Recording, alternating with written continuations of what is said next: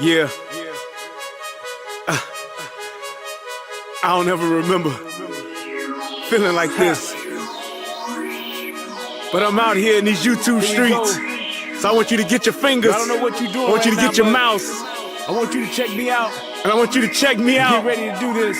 It's the relationship rehab. Like, share, and subscribe. We coming at you live. So come on, let's take a ride. Then subscribe to United Guns of America. Just click that link and listen up to what I'm telling you. It's the relationship. Click that link right now. You know what I'm saying? It's your boy Brian Redmond, and I just want y'all to subscribe to my channel. You know what I'm saying? I want you to let me know what you think. I'm gonna talk about some things, you can talk about some things, and we can do our thing.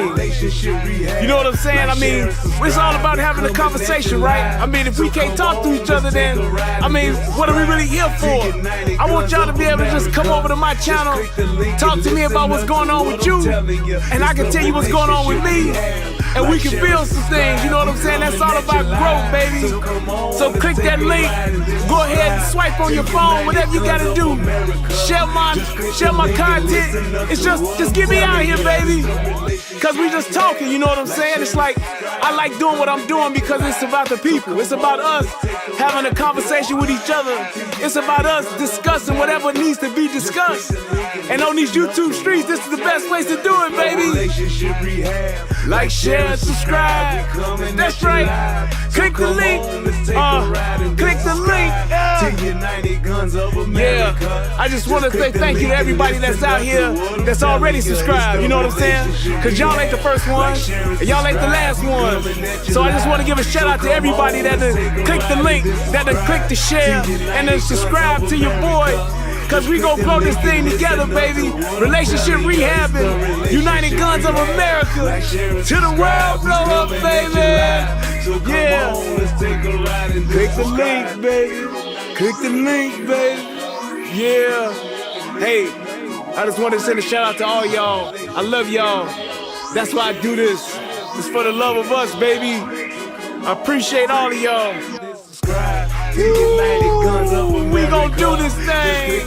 We gon' do this thing right here, baby.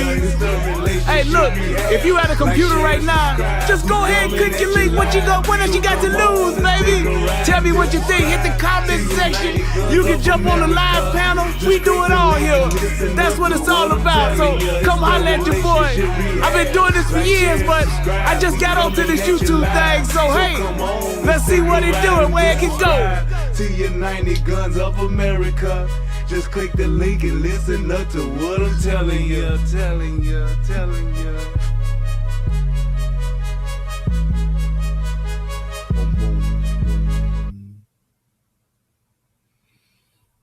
What's going on, my good people?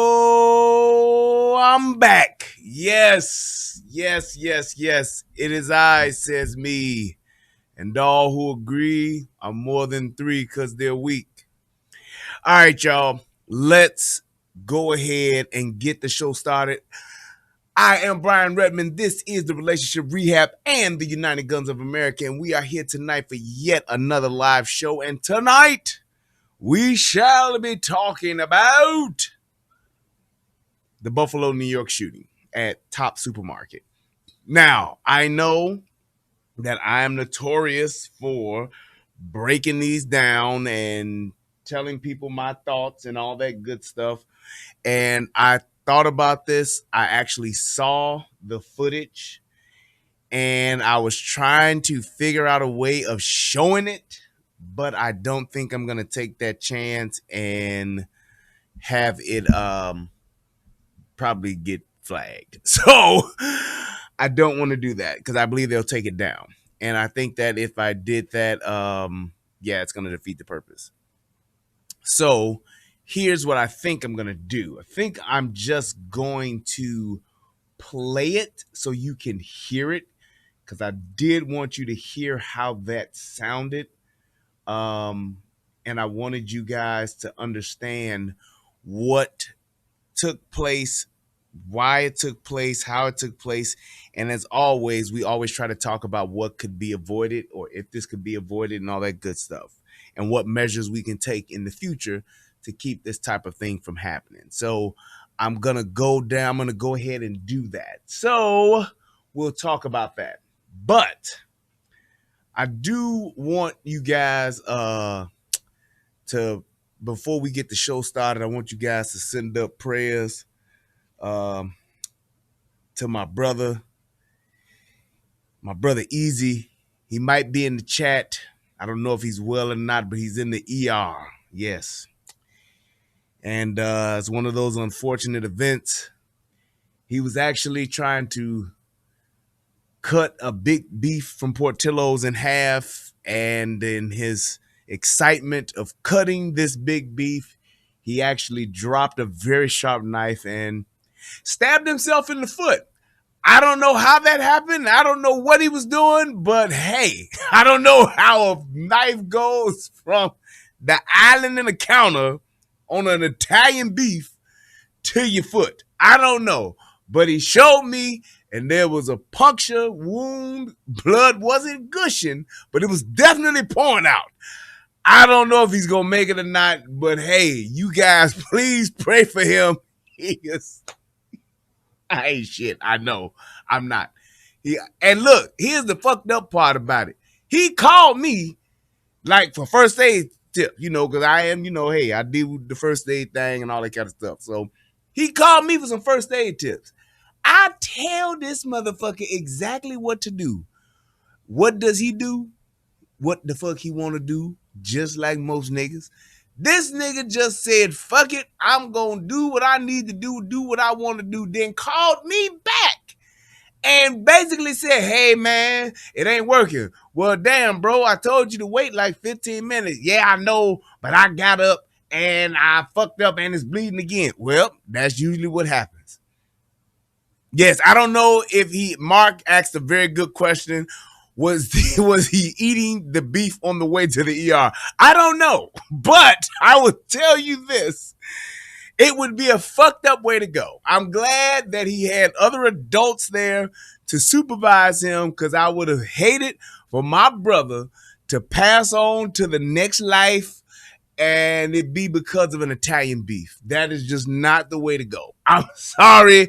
That ain't how you supposed to get out of here. Yeah, so I don't know. Hopefully he might get stitches. They may have to cauterize the artery because he probably nicked one. But yes, you give niggas the answer to the test, half of them won't pass. Half of them won't pass. So yes, y'all please pray for my brother. I don't recommend in the future. Kay, if you're listening, please do not let this nigga cut an Italian beef unsupervised. He needs adult supervision when there's an Italian beef involved going forward. Okay? Here's what I do. Because obviously Italian beef cutting is a dangerous thing. I get my Italian beef cut at Portillo's. That's what I do. I get it dipped in all the other fixings. I get the cheese and the grilled onions and stuff put on. Then I say, hey, cut it in half for me. And I guess I've always ordered it that way, which is why I've never been in this situation where I stab my own self in the foot with a very, very sharp knife. I'm just saying. But I digress. Be that as it may, it is what it is. Obviously, in case you didn't know, not only are guns dangerous, not only are knives dangerous, but Italian beefs can get you into a world of trouble. I can see. And what you might think would be a pleasurable dining experience could very well wind up getting you a trip to the ER. So there's the I hope someone becomes a better version of themselves portion of the show, because I hope that somebody will learn from Easy's mistake and cut their Italian beefs either with supervision or very carefully. I guess that's what you should do. I get mine cut at the place, so I don't have to worry about that. There's a trained professional that cuts my Italian beef in half. Obviously, someone else needs to add that to their order when they order Italian beefs going forward. Oh. Yes, I am that asshole. But let's go ahead and let's move forward. I would like to say thank you, CJ Gunn. Let me tell you something, CJ Gunn. You are just the best moderator ever. I mean ever. Just always posting the thing. My mods are the shit. That's all I got to say. I love y'all to death. But hey, you know what? That maybe he should use butter knives. Maybe a butter knife could cut through that. Well, if you get it dipped, maybe that could help soften the bread and he could just maybe pull it apart. I don't know. But Easy, we praying for you in the ER, man. We hope you make it out. If you need some help or need our assistance, please don't hesitate to call me. Let me know when you come out of the ER, and Godspeed to you, brother. But let's go ahead and let's go to my favorite part of the show before we get it cracking.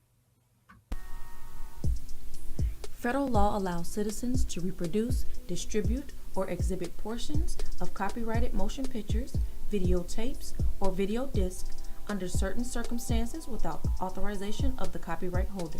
This is called fair use and is allowed for purposes of criticism, news reporting, teaching, and parody, which doesn't infringe of copyright under 17 U.S.C. 107. This nigga Jerry Hines said Amber Heard did it. First she cut Johnny's finger, now Easy's foot. Oh man, I tell you. But if you guys will click the like button, please, so we can go ahead and get the show started, and we are going to dive right on in and break this on down. And the first thing that I wanted to point out in this is that, you know, every time, and I gotta say this just because it's true, but every time there is some active shooter, there is some mass shooting incident that goes on, all of these left-wing liberals try their damnedest to try to say, hey, we got to come up with some strict gun laws. We got to do better when it comes to gun control. Let me tell you something. People that do things like this, there is no law that would stop them, because unbeknownst to most people, New York has some of the strictest gun laws, probably maybe second to only Chicago and Maine or some shit like that. But they definitely in the top three. Definitely in the top three as far as gun law. Maybe even they might be number one. Cause you gotta like jump through all kind of hoops and shit just to be able to get a concealed weapon license in New York. So I'm just saying, it's one of those things to where these motherfuckers in New York, they're pretty strict. I don't see anybody that's a little bit less lenient or make things easier than them. I don't. Hold on, where's that other video at? I think it's down here. But I don't see it anywhere else. So I'm just saying, it's one of those things to where I think you really, really, really, really just have to understand that accidents happen. Things in our society will take place, just like there are mass stabbings, there are mass shootings, so on and so forth. But it's one of those things to where you can't always stop these types of things from happening. And I'm going to point it out, and I'm going to really just talk about that. But first things first, I want to go ahead, and I thought I had that, but I'm going to just leave it be, I think. Oh, wait, I could probably check it this way. I thought there was another video. Oh, yes, there it is, but I'm in the wrong damn folder. Hold on 2 seconds, and then we're going to go ahead and play. Oh, no, it's just this one. Yeah, it's just this one. Okay. All right, let's go. Let's get it cracking. So, yeah, because the other thing I'm going to play, and I can't let y'all see that. Too much. You can't even go to the damn store in peace. It's so crazy. To authorities, it's an act of pure evil and hatred. Police say alleged mass shooter Payton Gendron had one thing on his mind when he got to Buffalo, New York: to kill as many black people as he could. A military-style execution targeting people who simply want to buy groceries in a neighborhood store. Gendron appeared in court in a hospital gown after surrendering to police following his alleged killing spree. Armed with an AR-15 rifle, body armor, a combat helmet, and a camera to show people watching online the whole thing. Police say Gendron drove up to this Tops Friendly Market store Saturday. He stopped his car directly in front of the entrance, got out, raised his rifle, and began to fire, according to witnesses, more than 50 times. One of the first to confront Gendron was security guard and retired Buffalo police officer Aaron Salter. Retired Officer Salter, working security there, engaged a suspect, fired rounds. We have evidence that he struck him at least one time, and that unfortunately had no effect. Investigators believe Gendron's body armor and helmet deflected the gunfire, giving Gendron an opportunity to return fire, striking and killing the police veteran. Of the 13 people Gendron allegedly shot, 11 of them were black. 10 people in all were killed. Police say 4 of them were store employees. The rest were customers, all of them innocent. Racially motivated act of white supremacy and violent extremism. As they do, we must all work together to address the hate that remains a stain on the soul of America. City and state of... Says the president who eulogized one of the grand wizards of the Ku Klux Klan. I don't know how that blurb got put in and why they thought that was okay, but Mr. Racist and all of this, and yeah, he eulogized one of the grand wizards of the Ku Klux Klan. Y'all go figure that part out for me and let me know how that was appropriate. I have no idea, because essentially you could let David Duke get up and say, yeah, white racism is no good, and it would be just fine based on that logic. But yes, this guy here on record is writing the bill for locking up the most niggas since slavery. That's the guy we go and do a cutaway to speak about this heinous act. I don't know, but y'all tell me. Officials tell us they vow that the Buffalo community will not be defined by this incident, but by how they rally around the victims and their families now. We as a community will rise again stronger than before. There's a feeding frenzy on social media platforms where hate festers more hate. That has to stop. And I'm telling you like this, that woman looks like not this black lady here with the low fade who got the what's her name? They got the Jada Pinkett going. Can't say nothing about her because she got alopecia, whatever. But this lady here, she looks like she's as dumb as a box of rocks. I swear to God. Or she's had a lot of plastic surgery, because it seems like there's no expression in her face, and what she's saying, it just seems like it never matches up. But I want to give you guys an example of what this actual shooting sounded like, and I'm going to play you not the video. I'm going to play the video, but I'm not going to show it to you. So I just want you all to listen to how quick this went down. Stand right here.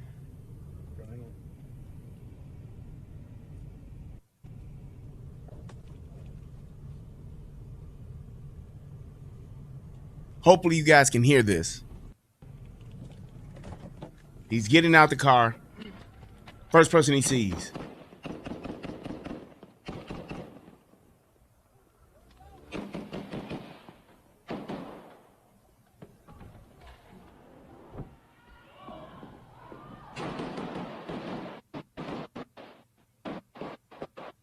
You hear nothing?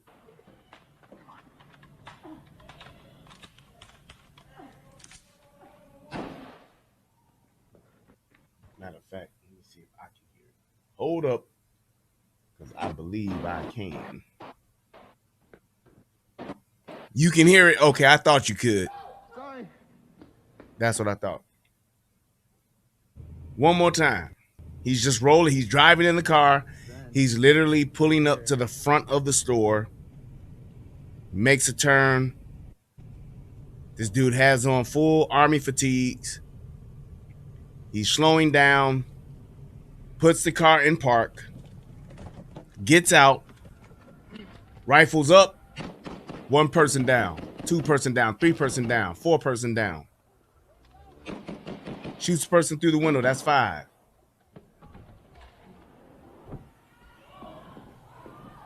6, 7, 8.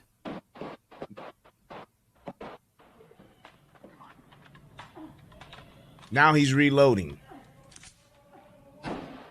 Headshot to someone who's already down. So the reason why I did that is because I wanted you guys to understand that this was something that there's literally, and I mean this literally, there was no way to prevent this. There was no way to stop this, because even the security guard who actually was in the store, who was a retired police officer and was armed, he got into a gunfight with this person and he lost. He was one of the 10 that died. He was one of the 10 that died. So you know how you hear me say, hey, Glock beats scissors and all that stuff before? Well, AR beats Glock. AR beats pistol. And the only thing that I could even think of from a tactical standpoint, as far as what could have been done to prevent this, the only way that I believe that this could have been prevented or this guy could have been stopped is if everybody in that community literally walked around with AR-15 shouldered on their backs.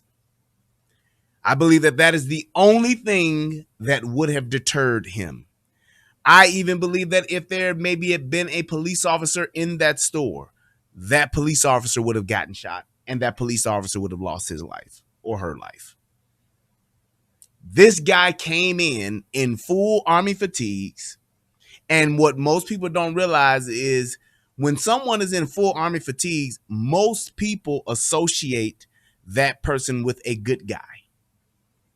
You just do, because you believe that this person is probably a military vet or an active military personnel person that is on his way, on his way home or on leave or whatever the case may be, and is visiting and is just here in the community. Hey, just email me, bro, and when we can get it, we can put it together. No problem. But it's just one of those things to where that's what people normally associate a person who's in army fatigues with. They associate that person to be active military, retired military, or some type of vet, which poses no threat whatsoever. You're more inclined to say thank you for your service to that person, if anything. So therefore, there's no heightened awareness when you see a guy like that. Second thing is, this guy is dressed in body armor, and he has even a ballistic helmet on. So it's like he's dressed to the nines as far as combat ready. It don't get no more ready than that unless you put on the goddamn suit that the Juggernaut wears on fucking Call of Duty. It doesn't get any more. I mean, you just can't get any more prepared with that unless you do something like that.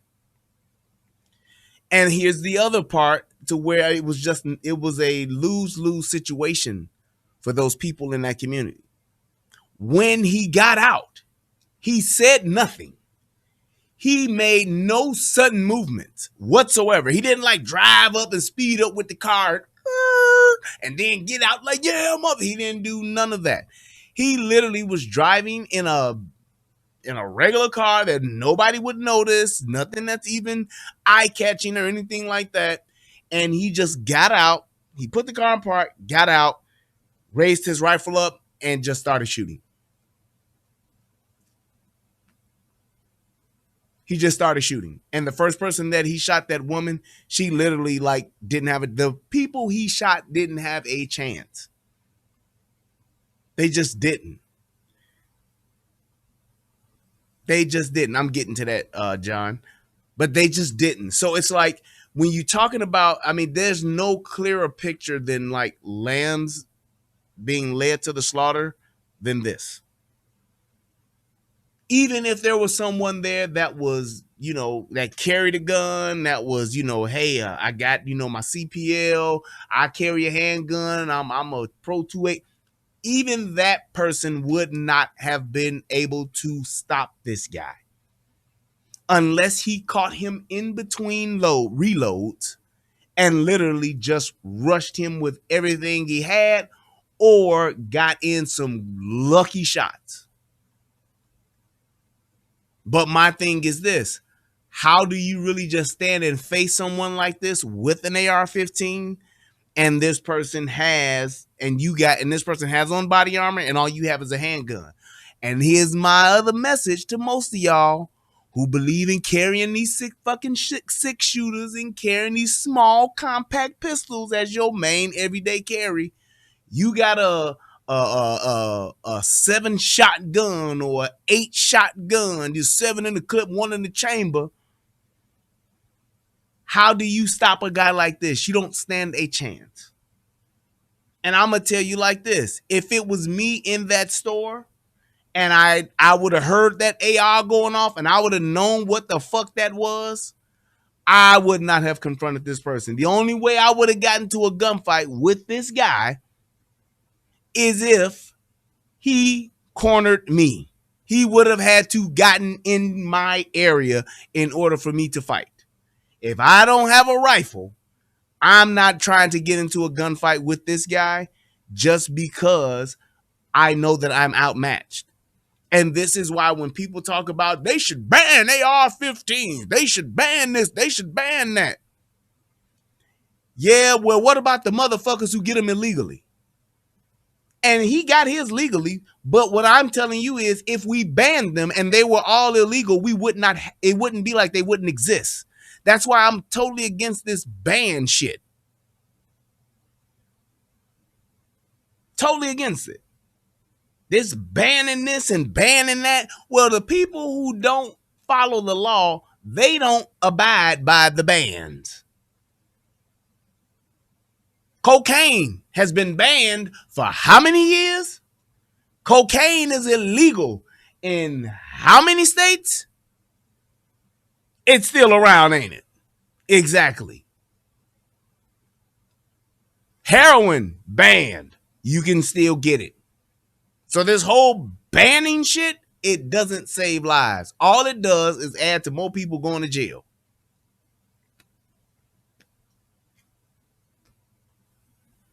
And if we're trying to save lives, that's not the way to do it. And like I said, you have people that are just cowardly pieces of shit, which is exactly what this guy is. And the point of the matter is, the only thing that would stop this guy is another person with body armor and a fucking rifle. That's it. That's it. And here's the other piece to this. And I'm just going to call this what it is. Why is it that our local law enforcement, why is it that our government law enforcement, not government, our federal law enforcement, why is it that when they come across people like this that make threats, people like this that has documented evidence of them even potentially doing some shit like this, why aren't these people put on a no gun buy list? They parents put on a no gun buy list, whatever the case may be. Why is that? It's like if I threaten to shoot up a school because I'm mad as a 15-year-old kid, whatever the case may be, then I should I've put myself and I've put the people that I live with, my guardians, in a situation to where they can't have no guns. If my 16-year-old son gets online and talk about he hate everybody and he gonna shoot up the school one day, or he talk about the New Zealand shooter was right, then that person and the person whose home he lives in, the person who has custodial custody of that kid, they should lose or have their firearms rights suspended until that person has been cleared by a medical professional and is no longer living in that house. But they should have, like, on everything I love, they should have literally like a 10-year ban. You can't get a gun, you can't own a gun, you can't be around a gun. You basically on gun probation, motherfucker. If you gonna do some shit that's stupid, your ass don't need to have the right. And if your parents allow you to be that fucking stupid, then there it is.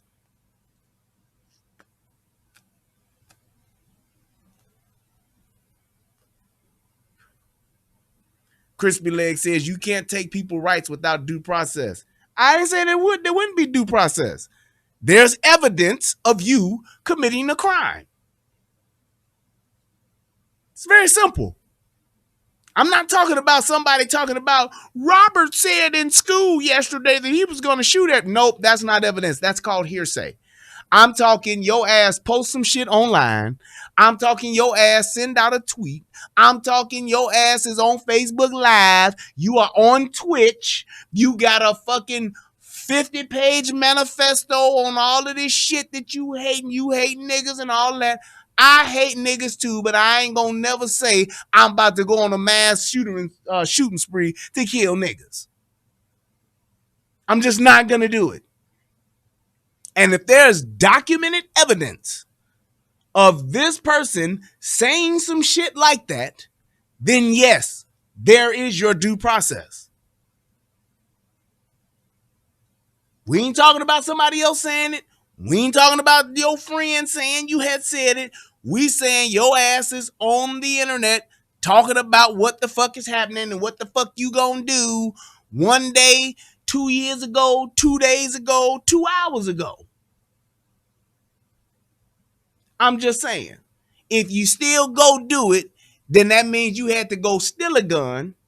That means you had to go buy a gun illegally somewhere. You had to go do that shit. You just couldn't walk your ass into Walmart or walk your ass into your daddy's closet and come the fuck out armed to the teeth.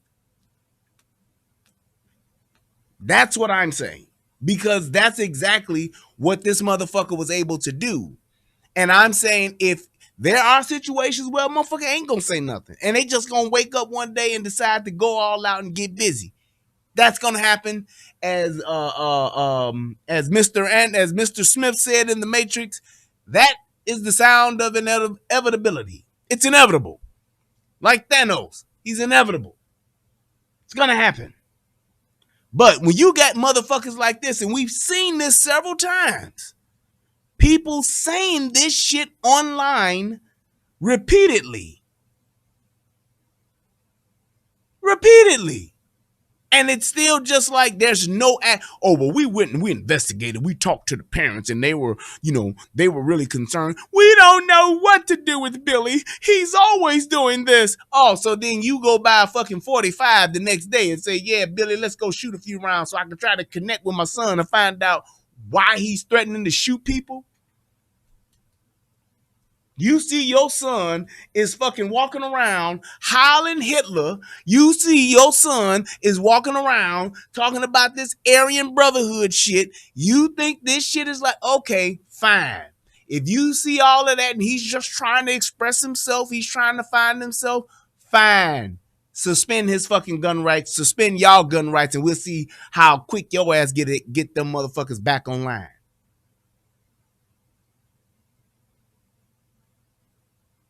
I'm just saying.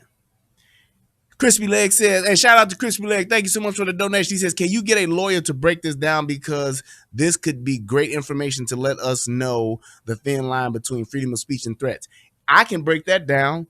Can you threaten to kill the president without nothing happening?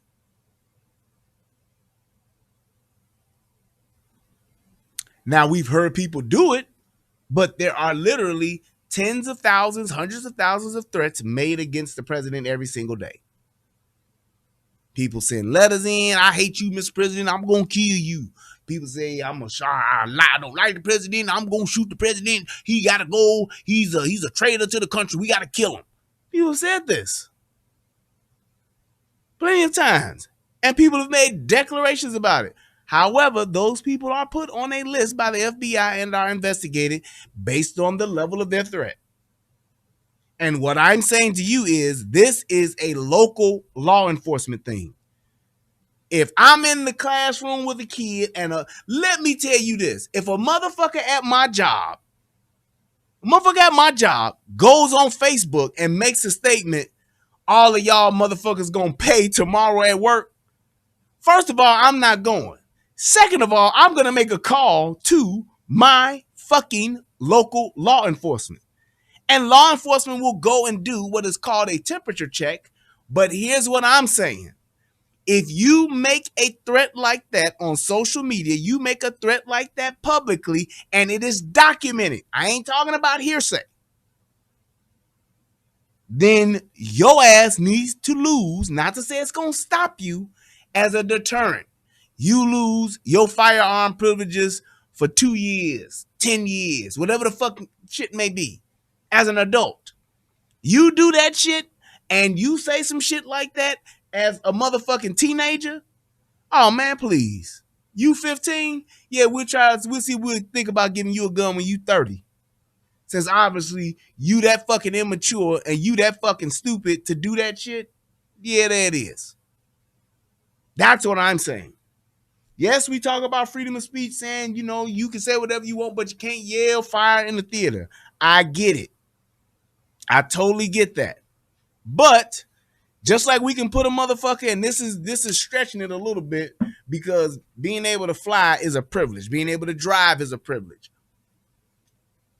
But just like you can take a motherfucker and put him on a no-fly list, you can take a motherfucker who makes and says the wrong thing that's documented. And you can say, hey man, nope. But I was just upset and I was just angry. Well, you shouldn't post shit on social media. Fuck that.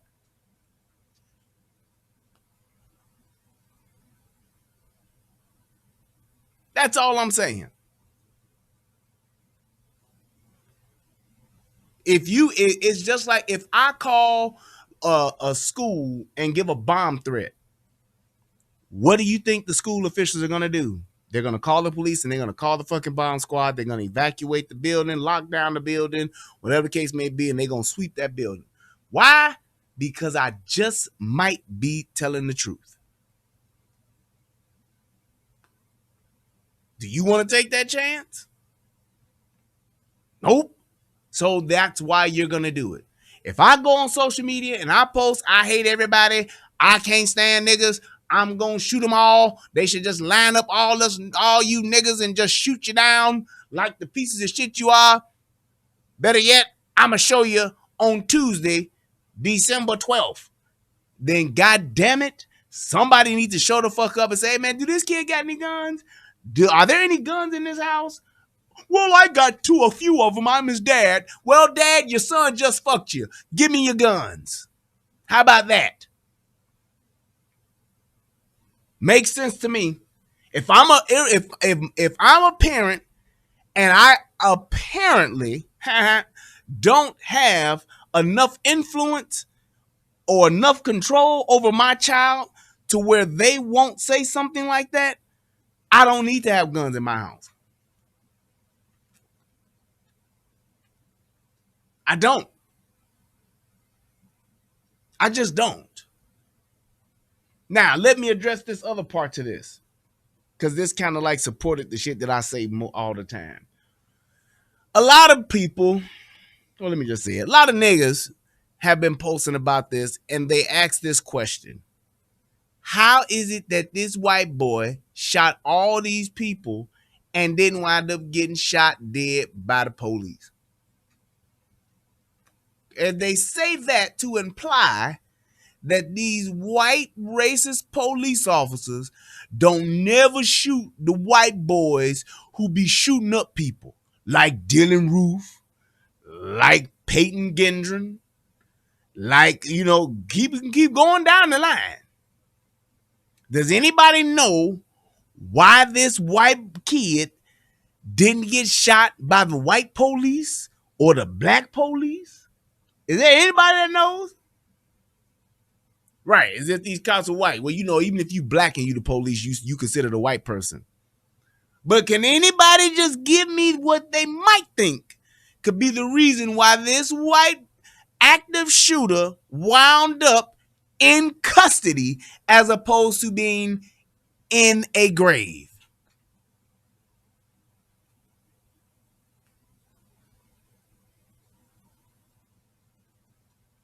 Because even in his carnage, he still had the wherewithal to comply with the police and surrender. Thank you. That's how, just giving you guys a heads up, to all you niggas out there, all you thugs out there, to all y'all drunk drivers, to all of y'all niggas that got dope and got guns, all you corner niggas, all you trap house niggas, if you comply with the police, even when you've broken the law, 9 times out of 10, because nothing's absolute, your ass is not gonna get shot by the police. Just saying. And we've seen it time and time again. Hell, Dylan Roof complied and he got fucking Wendy's. Or Burger King, whatever the fuck it was.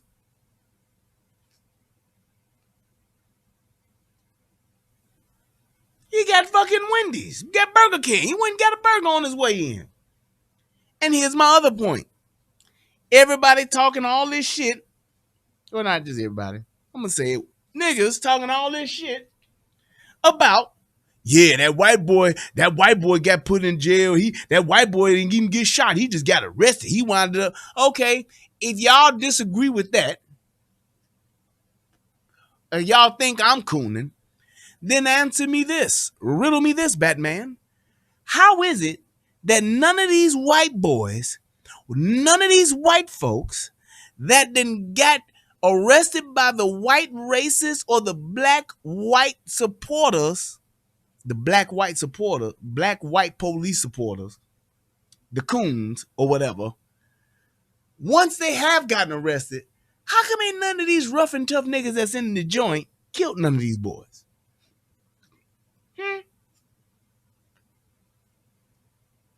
Just saying. How come nobody's asked that question to say, well, I would say, well, some people ask that question, but how come that there are no real niggas around when all these white racist folks do all of this stuff to the black people, the good innocent black people? These niggas come and go as they please, go do their time or get freed, and it's all good. Cause ain't nobody harmed a fucking hair on Dylan Roof's head. And Dylan Roof went into a church and just killed some black folks after going to Bible study. And just like this white boy, ain't nobody touched him. Just like the Zimmerman dude, ain't nobody touched him.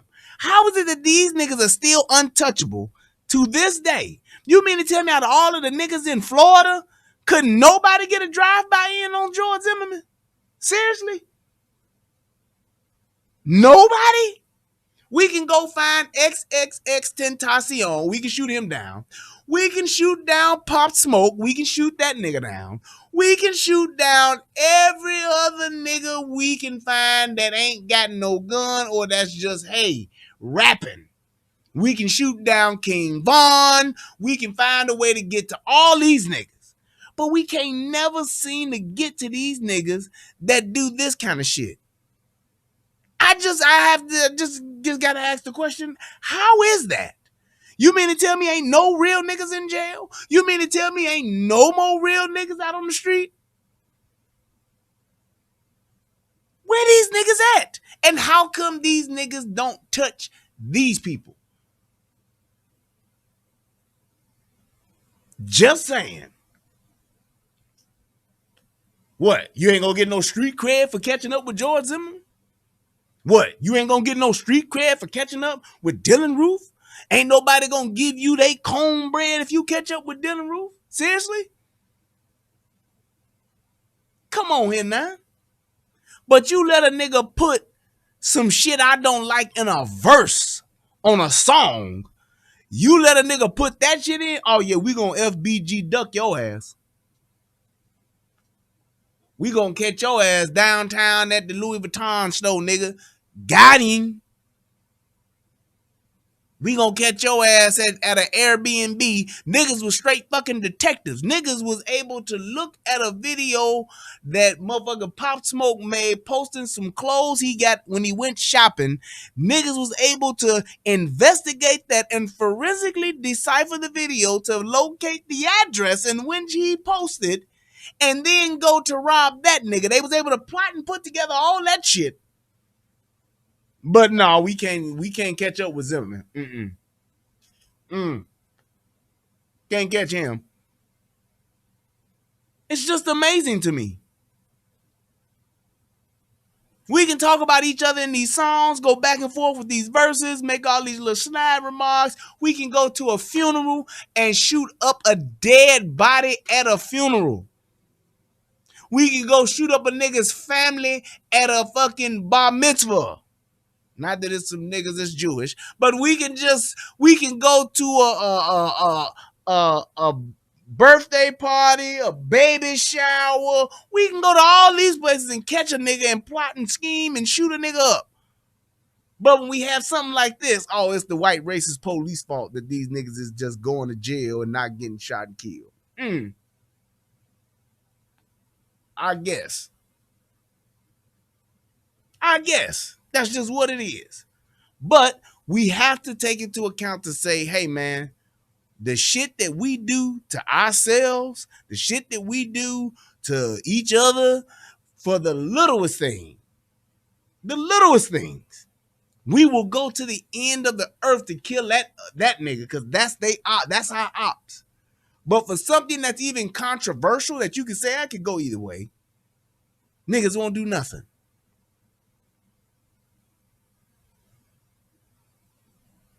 He said Mick said Zimmerman is demonstrably innocent. Yeah, I'm not disputing his innocence. I'm talking about how niggas think he's guilty and niggas still ain't touching him. Motherfucking Pop Smoke was fucking innocent. They touched him. King Von was literally winning a fight. They smoked him. Pop Smoke, they smoke Pop Smoke and they smoke King Von. Right. FBG Duck was just shopping. They killed him. That's the point I'm getting to. How many niggas are just living their lives and we go kill that motherfucker? But for something that's a controversial shooting, a controversial incident, nope.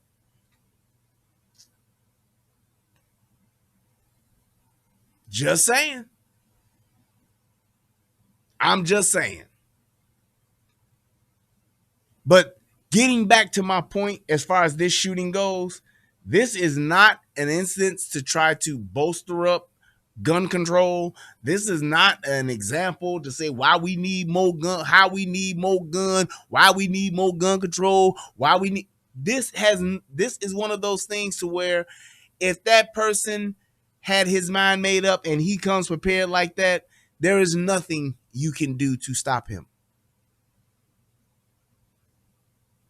Unless you're going to go and do, like, I think it was easy to put it in the chat earlier, unless you're going to start pre-crime and do some real straight up precognitive locking your ass up like Minority Report type shit, there's nothing you can do. These people were literally in the wrong place at the wrong time. They didn't stand a chance, and they were dead before they even knew it. This could have been anyone. This could have happened to anyone.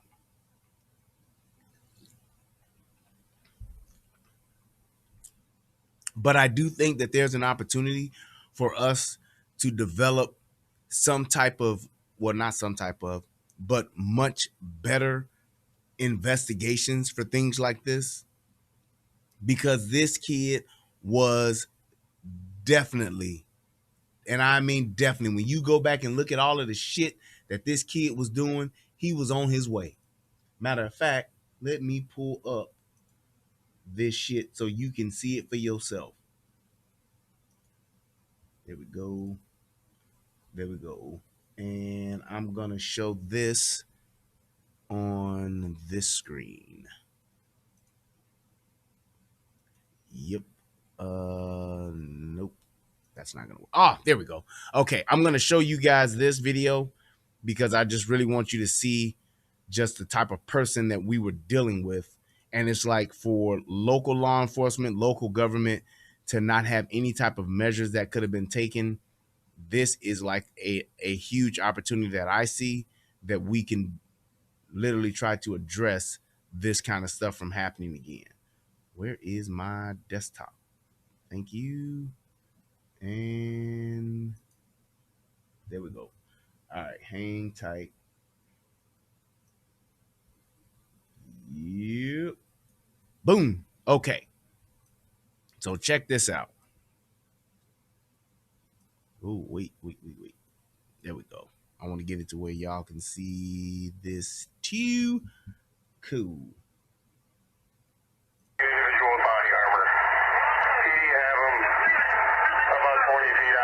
It started around 2:30 Saturday afternoon in the parking lot of this Tops Friendly Market store in a predominantly black neighborhood in Buffalo. The alleged shooter wearing full body armor and tactical gear, targeting people of color. Did you see how this kid was dressed? Let me go back. Do you see how that kid is dressed? He literally looks like a person home from the military. But he also had on body armor and he had on a ballistic helmet. But the thing is that oddly enough, the police were able to talk him down in a matter of minutes and they got him under arrest. Not a shot fired, not a taser deployed. Just saying. Targeting people of color. Zanetta Everhart's 20-year-old son, Zaire Goodman, worked at Tops and was helping an older woman with her groceries in the parking lot. He was shot in the neck, but the bullet didn't cause major damage. I've protected him his whole life from the ills of the world. And here we have a man, a terrorist, who came into my community, into our neighborhood.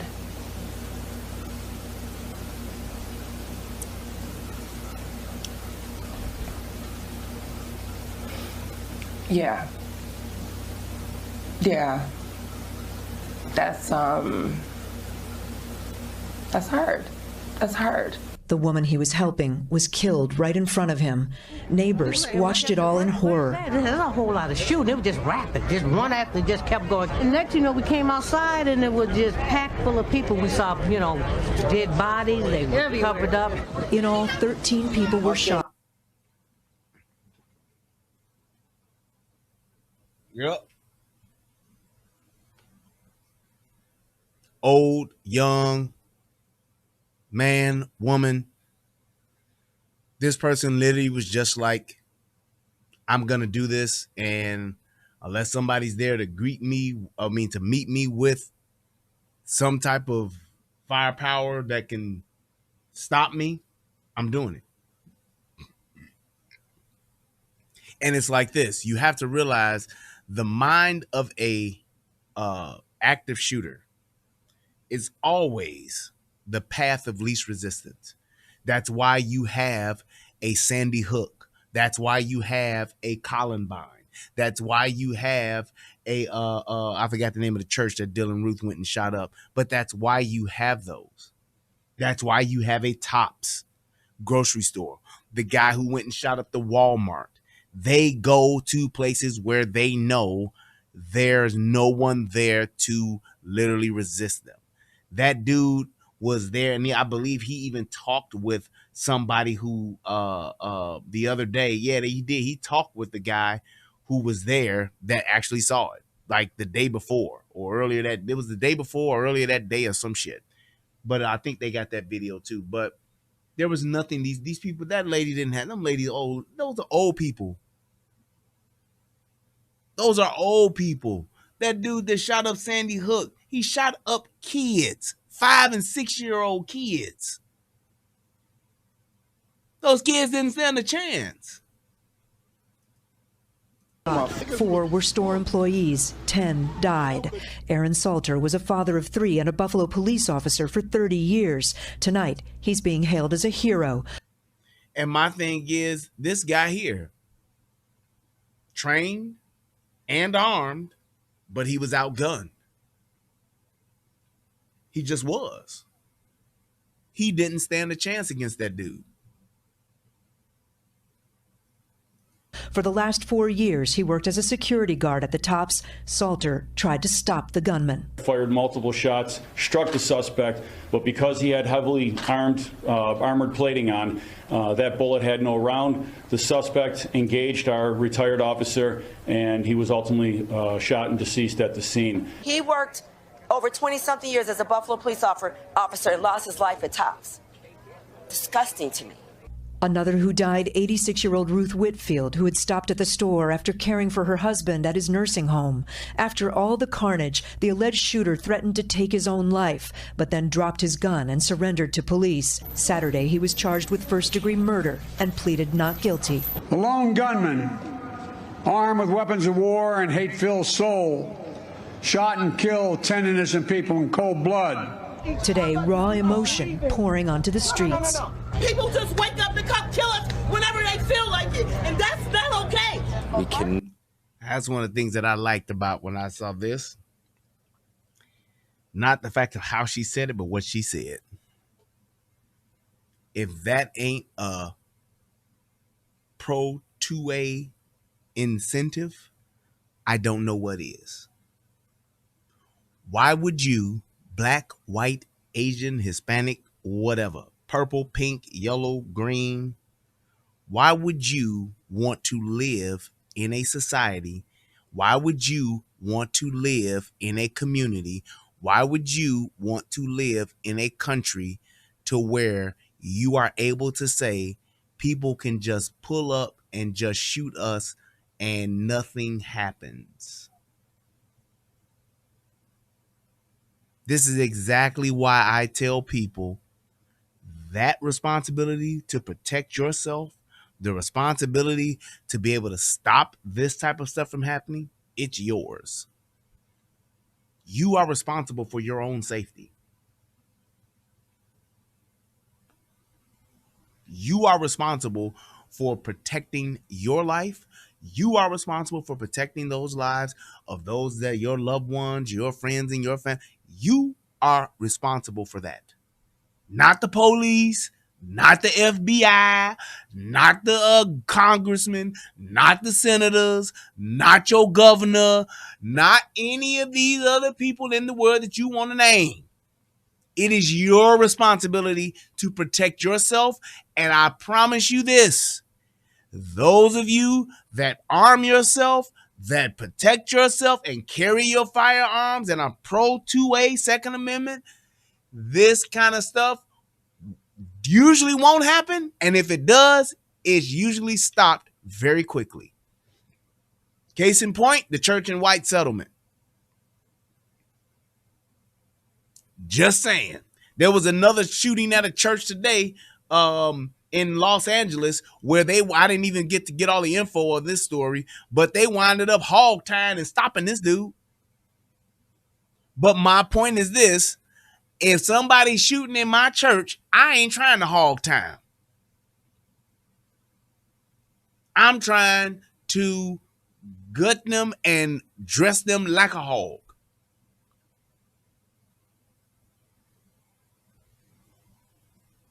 I'm just telling you, when you are able to, if you're asking that question or if you're making that statement to where people can just come into our community and just shoot us whenever they want to, that's your damn fault. That's your fault that you are making that statement. It's your own goddamn fault. There's no way anyone should be able to make that type of statement.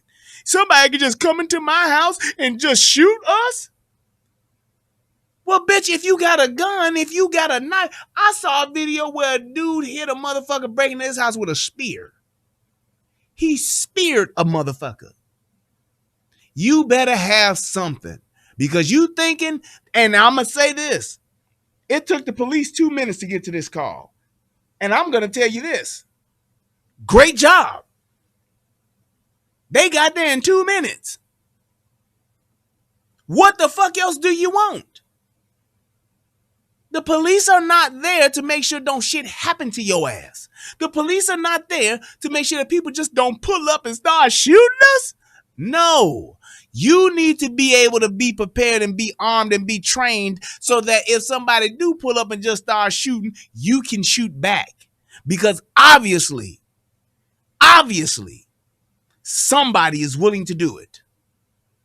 There's someone right now who's sitting at their computer, who's sitting in some chat room, who's watching some fucking show, watching some fucking movie, and they're having these exact same thoughts of going to shoot a bunch of whoever the fucks. Whether they blacks, Asians, Muslims, don't fucking matter. The next active shooter is preparing his or her manifesto as we speak. When that motherfucker comes to see you, will you be ready? Or will you be sitting there talking about, they can just come up to our thing and just shoot us? Obviously they can. Obviously they can. And until people start taking this Pro 2A shit, people start taking this shit more seriously, this shit will continuously happen and people will get their numbers up. You know when active shooters are going to stop? You know when mass shooters are going to stop? When the going number is 1 or 2. That's when this shit going to stop. Yeah, dude came in, shot one, then somebody shot him. He dead. He had 79 rounds on him, but he only got off 3. Yeah, a guy pulled up to a barbershop, walked in, shot one time, and they shot his ass down. Guy walked into a church, had a trench coat on, opened up his trench coat, was getting ready to pull up his shotgun, and they shot his ass down. He didn't even get a shot off. When the numbers start coming back like that, that's when this shit will stop. Not before. You can ban every gun. You can ban every nigga. You can ban everything you want to ban. You will not stop mass shootings, mass killings, mass stabbings, mass brickings, mass baseball hittings, whatever the fuck you want to call it. You can't stop it until you are armed and ready to get into the fight. That's when this shit will change. Till then, that's your ass, Mr. Postman. Until then, he broke my collarbone. Until then, That thing is a killer. It's not even armed. It's harmless. It's a killer and I saw it. Until then,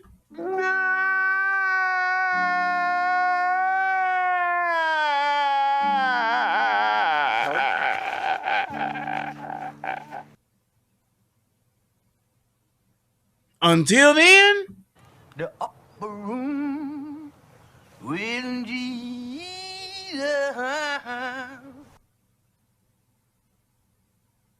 that's what's going to keep happening.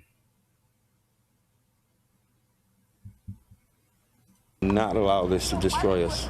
We cannot allow this. We cannot allow those people that are upset and mad about what happened to try to take their own vengeance either. A community united in grief. I recommend Nature Made vitamins because I trust their quality. They were the first to Just saying. Damn it.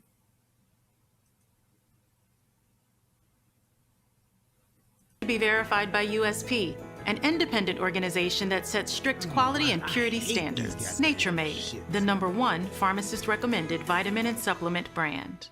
Let's see if it's going to go to the next one. There's good news tonight about finding meaning during. Even as we cover this mass shooting, we sadly have to report on another one today. This one at a church in Southern California. The details are just coming in. Let me go to Maggie Vespa. She's in Los Angeles with the latest there. Maggie? Kate, we're hearing about 6 people shot in this shooting, 1 killed, 4 critically wounded. Authorities got the call this afternoon about shots fired inside the Geneva Presbyterian Church in Laguna Woods. That's in Orange County, California. The sheriff's office tweeting they've detained 1 person and recovered a weapon. No details yet on who that person is or any kind of motive in this shooting. Kate? All right, Maggie, thank you. Shit's not stopping. It's not stopping. It's going to keep happening until people start defending themselves. Not, we got to fight back. No, you got to start standing up and saying, you going to try to shoot me, I'm going to shoot you. That's what stops this shit. Let me see if I can play this other. Yep, there we go. Dang it.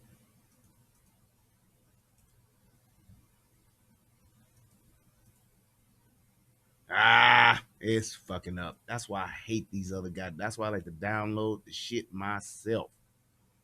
Let's see if I can do this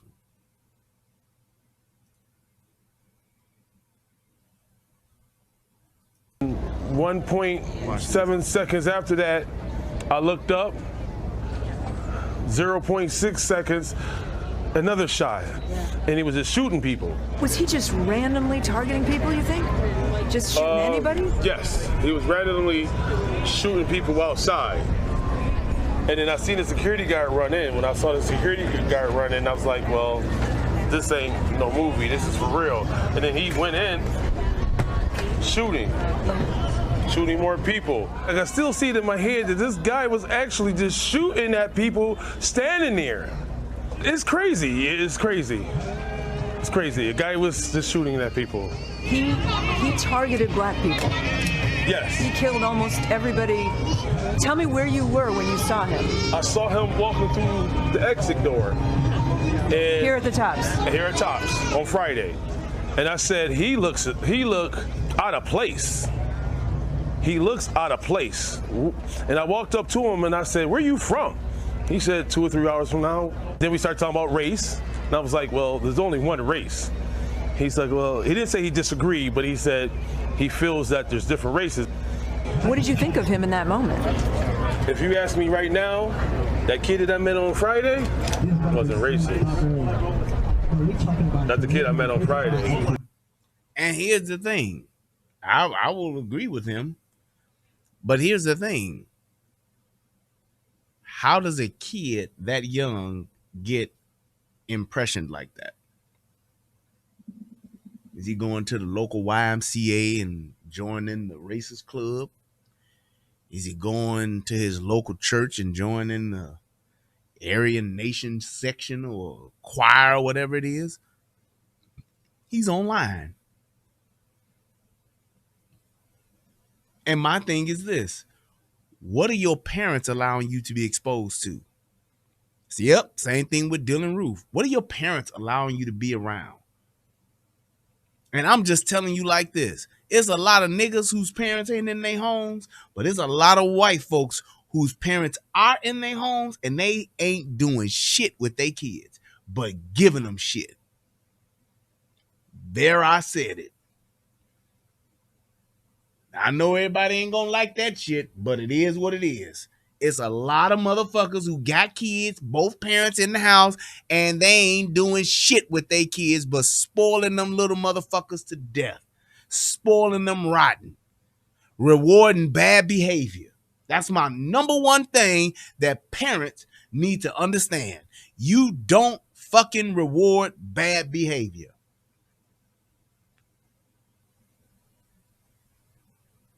Women got it bad, they got that shit bad. And I'm gonna tell you like this. I'm gonna say this about my own son. For those of you who may have seen my son, y'all know he a little Patrick Mahomes looking motherfucker. But I know what the fuck I'm dealing with. I know that women and I know that people in general, all they do, I'm going to use my brother Tommy's word, is fawn over my fucking son. He got gray eyes, curly hair, and he's a little guy. So they think he's the fucking cutest thing of all time and can't do no wrong. And I'll be the main one on his ass because I'm his daddy.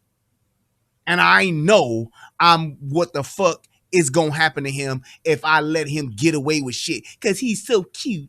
Oh, he's such a little cute guy. He's such a cute, handsome guy. Yup, he sure is. And he ain't gonna grow up and be no ain't shit nigga that's gonna be just smiling every time he fuck up and just walking around slanging dick.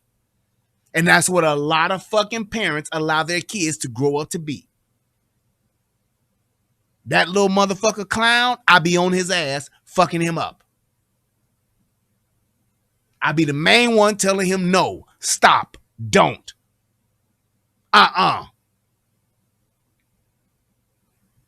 as you will see me with I will see 10 or 15 other motherfucking parents with their kids and letting their kids act a goddamn fool in public, which means they're even worse in private.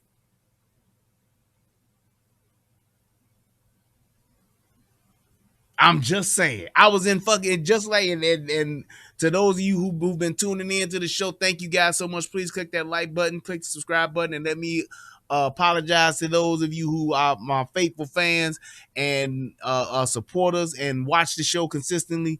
I wasn't able to post or do no shows these past few days because I took my daughter and surprised her with a trip to Disney World. And thank God I was able to do it, but I was in Disney World and we were in fucking, we went to Universal Studios and we was in the little Harry Potter joint. And it was a kid that had to be all of maybe 4 years old. He was in the fucking Olivers, the wand store. Y'all motherfuckers know what the fuck I'm talking about. And he was literally throwing wands on the floor, like wilding out. Wah! And was just clearing the fucking shelves, slinging fucking wand boxes on the fucking floor. And you know what that parent did, the mom? She took him over to the dad. And then he started doing the shit over on the other side of the store with the dad. You know what the dad did? Took him back over to the mom. I said, boy, if don't nobody whoop this little motherfucker's ass, I was just looking like, I be laughing. I do laugh. I be like, you a damn fool to let your kid embarrass you like that and to be a fucking idiot. And this was a little white boy. This wasn't no Javontavius. Nope. This was a Brendan. This was a shooter. You cannot reward bad behavior.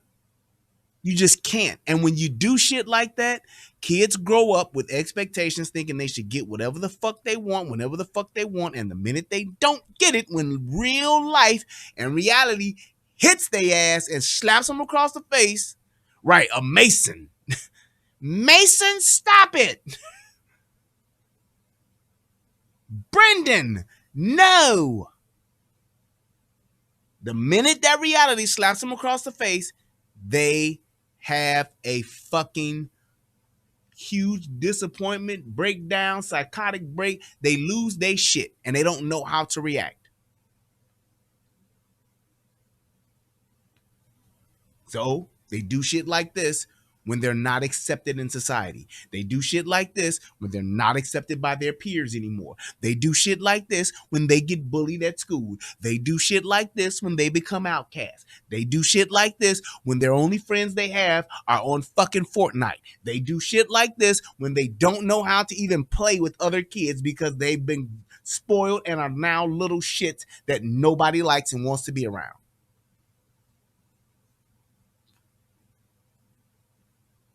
That's what the fuck happens. You become a fucking Payton Gendron when you don't have parents that raise your ass right and don't do nothing but reward bad behavior. But super smart. Super smart. He had a plan, obviously. You must have a mix of emotions, right? You could have been there. Very easily. 5 minutes earlier, you would have been there. 1 minute and 20 seconds. I just walked across the street. I just opened up my thing. Bang, bang, bang, bang, bang, bang. Tonight, new details on the man behind Saturday's stunning attack. Authorities confirming this wasn't the suspect's first run-in with trouble. Last June, state police say he made a threatening statement at his high school, Susquehanna Valley. School officials alerted police, which resulted in a mental health evaluation. Authorities say he was released shortly later. Now, less than a year later. And here's my point. Like I said, you had evidence. And there was an investigation. And my thing would be this.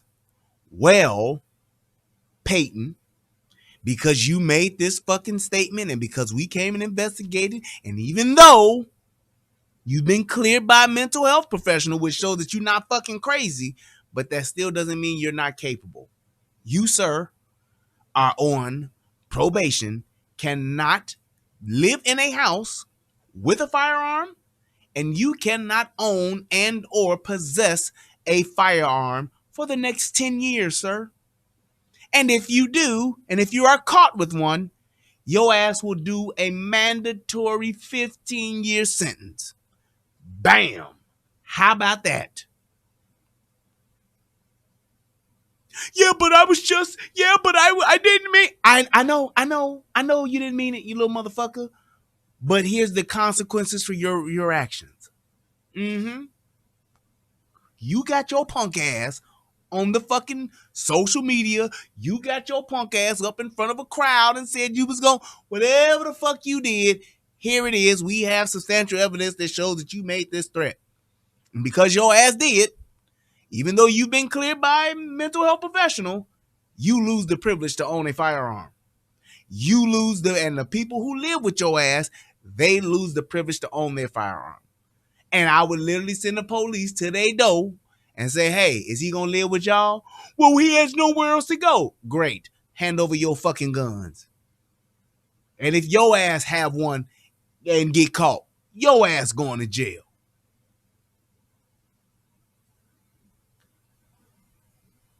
He just didn't have control of his emotions. He didn't mean it. I know he didn't mean it. Here's the protocol, Mr. and Mrs. Gendron. Unfortunately, your stupid ass son that you raised did some shit that he can't take back. And he now has to pay the penalty for it. And because he lives with y'all motherfuckers, y'all gonna pay. How about that? How about that? Look at you dumb son of a bitch. You dumb son of a bitch. That's just what it is. That's just what it is. Miriam says, do you think his parents should be charged? Here's the thing about that. What do you charge the parents with, and how do you hold them accountable for the actions he's fucking, if they did some shit like bought him the gun yesterday or some shit like that, yeah, probably because he made that threat and then they did, then yeah, you can call them motherfuckers accomplices in that, in my book. But the fact of the matter is, what can you really charge them with that would be appropriate to what they did? How can you prove what they did or didn't do led to this? Right. There's no shitty parenting law. There's no jail time for shitty parenting.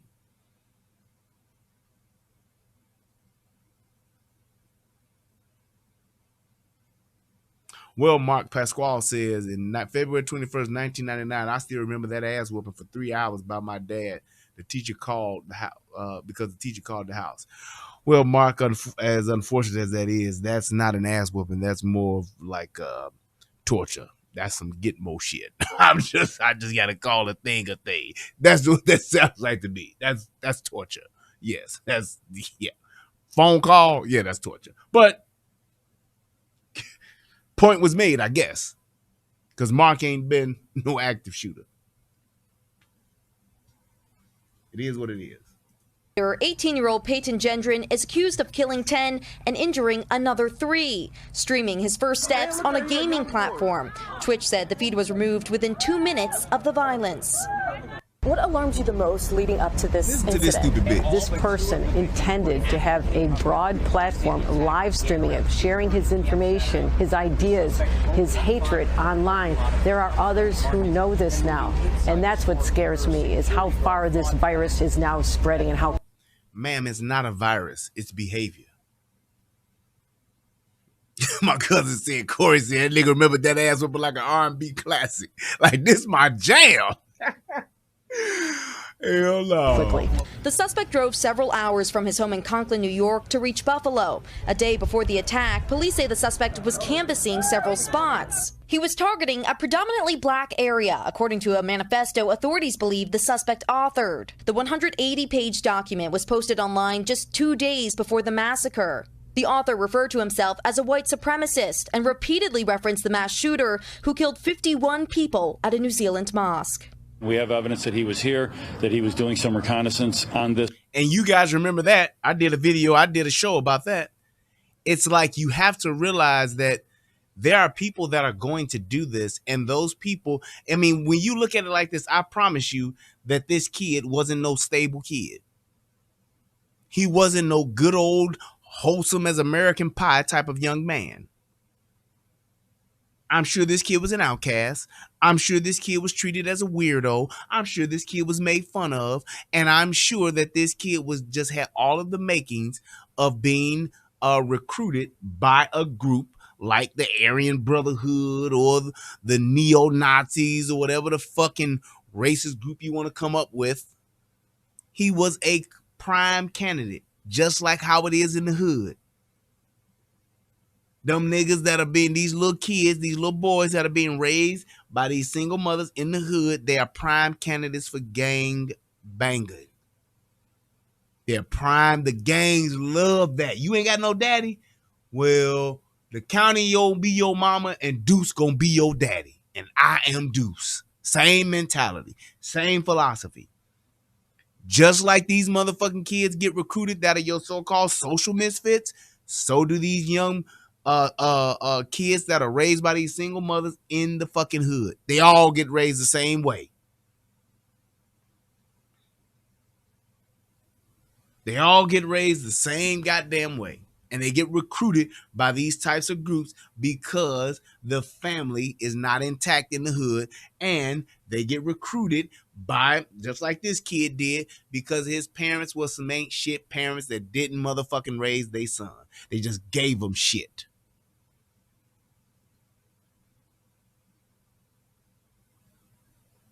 This place, that he was at the location and some other locations. The evidence we have right now, we do not believe it was a spur of the moment. Tonight, Buffalo's police commissioner warned of a lengthy investigation, but was firm on the nature of the crime. And I'm going to say this, Mick, I don't give a fuck about that slightly on the autistic spectrum. Nope. I know autistic kids that ain't never did no shit like this. This proves and points to the fact that you have parents that are not raising their children. They are literally just fucking being a financial resource for them. Because I guarantee you the parents gave this kid the money to get his AR-15 when he bought it. I guarantee you his parents gave him money to go and get his army fatigues. I guarantee you his parents gave him money to buy his ballistic helmet. I guarantee you that the car he was driving was given to him by his parents. They funded this little motherfucker. The fact of the matter is this little motherfucker switch was switched to evil. Plain and simple. And the parents didn't know it because they didn't give a fuck. He was out of their hair and that's all they fucking cared about. Little Gavin's not fucking with me and whatever the fuck I'm doing, so he's fine. Kevin's not bothering me, so he's fine. Mom, I need $85 so I can get this ballistic helmet. What the fuck is that for? You know what? Fine. He wants it for Christmas. Just get him the goddamn ballistic helmet. Jesus Christ. He wants to dress up with his Call of Duty friends. It's cosplay, honey. Oh, okay. And they're buying him this shit. My son comes to me and asks for a fucking AR-15, a fucking bulletproof vest with plates, a fucking plate carrier, or a fucking ballistic helmet, you damn sure, man, what the fuck you want that for, boy? Dad, I just want to be like you. Nah, little nigga. Let me tell you something, boy. You thinking of this doing some dumb shit? I'ma kill you. How about that? And make another one that look just like your ass.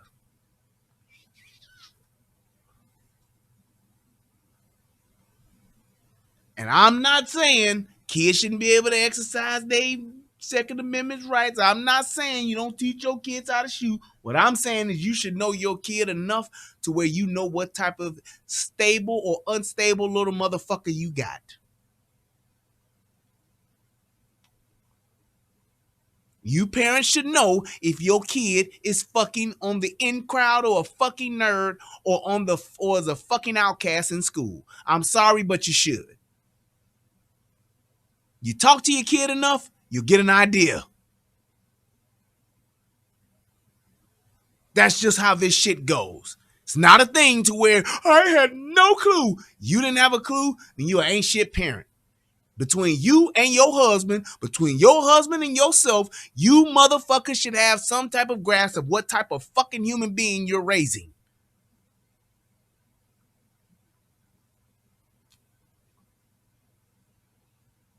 Just like I've said, I've had to fucking, the past maybe year and a half, I've been on my daughter's ass. I've been having to spank my daughter. Why?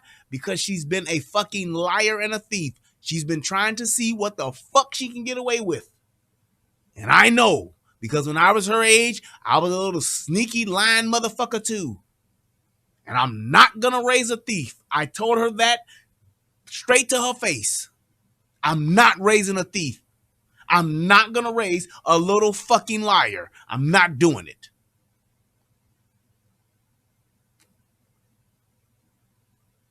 And you motherfuckers know when your kid ain't doing, because I guarantee you that this fucking kid Payton is not a fucking straight A student.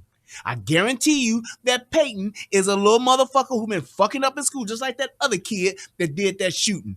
Fucking up in school, being a fucking problem in school, getting called up to the fucking school for parent this, parent teacher that, and all that shit. And when that shit goes down, then they, well, I didn't think he would go and do that. Or you be one of them parents who's like, he said he was going to do it. The hell is that about? What up, Bolo? Shout out to my man Bolo TV. Shout out to Lancelot. Shout out to David Williams. I'm just saying, you have to take into account what the fuck these kids are doing. Shout out to David Williams, hit your boy with that $5. Shout out to my man Billy. Shout out to Billy Goat, hit your boy with $3. You have to take into account what the fuck kind of kids you're dealing with. These kids are not just secret, undercover, covert fucking problem kids. No, they're problems in school. You can see the type of friends they're hanging out with. You can see the shit go into your kid's room. I promise you this. If either one of those parents would have went into this kid's room and went on his computer and checked his fucking browsing history, they would have known what the fuck is up. They would have known. Go look in your kid's browsing history. Get fucking, what's the shit called? Net Nanny.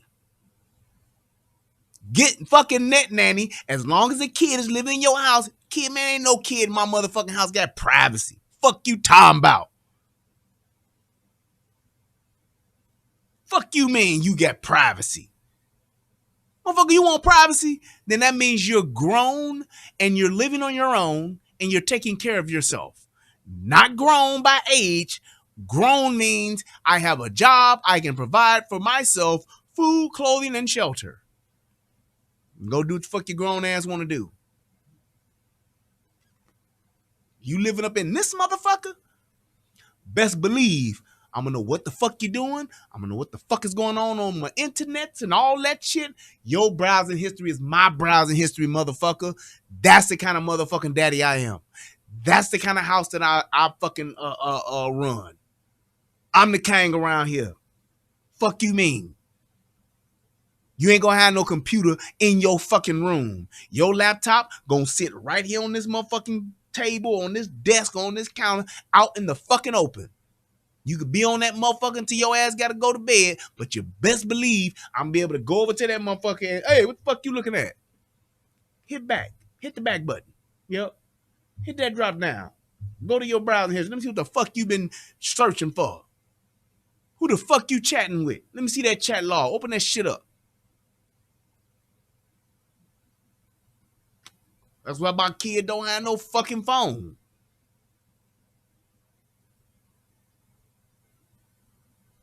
I put my daughter on fucking punishment for a fucking month with her iPad because she downloaded a game that she didn't ask my permission on.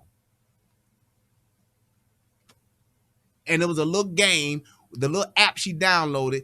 This is how the app you play. I don't know if I told y'all this before. I think I did. But the app in the game on the iPad was this. You had to take your finger and you had to swipe it was two kids sitting on a bench. And then there was like a shop owner or some type of little restaurant owner or something. And he's sitting there and he got like an eye vision thing that's going back and forth like this. And when the eye vision thing is over here, you rub your finger or do your finger by the two kids and they kiss. As the eyes come back, then you stop. And then the eyes watching it go. And then when the eyes go past them, you push the little thing again or tap where they at and then make them kiss again. I whoop my daughter's ass for that shit. She's fucking 8. First of all, you gonna download some shit that you know I wouldn't let you download because the shit was like for fucking 14 and up.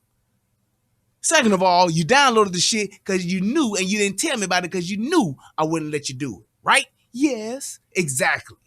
How about this ass whooping in next time you think you gonna download some shit? How about that?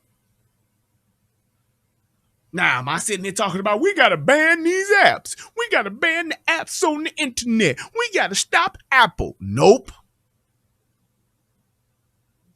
You better hope I stop whooping your ass.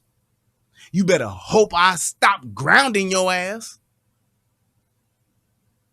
By the time that motherfucker got that iPad back, she needed a motherfucking update. Think she did that shit again? Hell no. And she knows I'm not fucking around.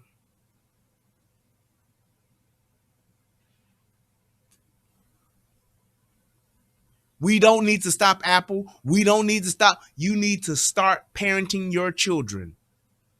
That's what the fuck you need to do. Just like back in the fucking 60s and 70s, you had all kind of suspect shit on TV. You had all kind of suspect motherfuckers living in your neighborhood, but you needed parents to fucking protect your kids. I don't expect Apple to look out for my kids. I don't expect Google to look out for my kids. I do that. That's my fucking job. That's why when these motherfuckers be talking that critical race theory shit, fuck you mean you gonna teach my kid how to do something or how to be something? Fuck out of here. Raise your children. It's your job to protect your kids, not the internets, not your fucking teachers, not your fucking principals. It's your job, not your school board. You don't teach my kids shit but the ABCs and the 1, 2, 3s. If it ain't fucking science, if it ain't fucking math, and if it ain't fucking the King's English, don't fucking teach my kids shit about your life or what's out here in the world. That's for me to do. That's the problem with these motherfuckers that got this whole fucking bullshit agenda going. These critical race theory motherfuckers, all they want to do is get in their classroom because these teachers are usually, and I've said this before, Most of your teachers are the fucking outcasts, are the fucking so-called nerds, are the fucking so-called losers in life that became teachers, did not have no personality, did not know how to connect people, and now they got their own fucked up mentality and they want to impression your kids with it. Most of your teachers are those motherfuckers that when nobody's in school, and now that they're in school, now that they are teachers, now that they have a position of authority, now that they have some power, they want to fuck your kids up because they felt like they didn't get to run shit. They felt like they didn't have no power. They felt like they couldn't do what the fuck they wanted. They felt that way, so now they feel like, oh, I can impression them.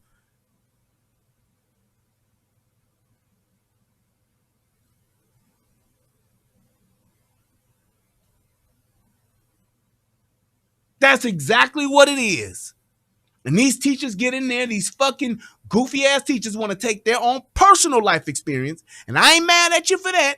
Your own personal life experience is just that. It's yours. But don't put that shit on my kid. Don't make my kid feel like they fucking misfits and they can do whatever the fuck they want to do and be whatever the fuck they want to be. And they can be 1,000 different genders just because you fucked up in your mind. Don't you gender dysphoria my kid because your shit fucked up. If I smoke crack and I enjoy it and I'm a functioning addict, you want me to come to your fucking kid's classroom and teach your kids how to get high? I think not. So I don't want you to come to my fucking kid's school and teach them how to sex. I don't want you to come to my fucking school and teach my kid how to choose their sexual orientation at fucking 5 and 7 and 9 and 10 years old.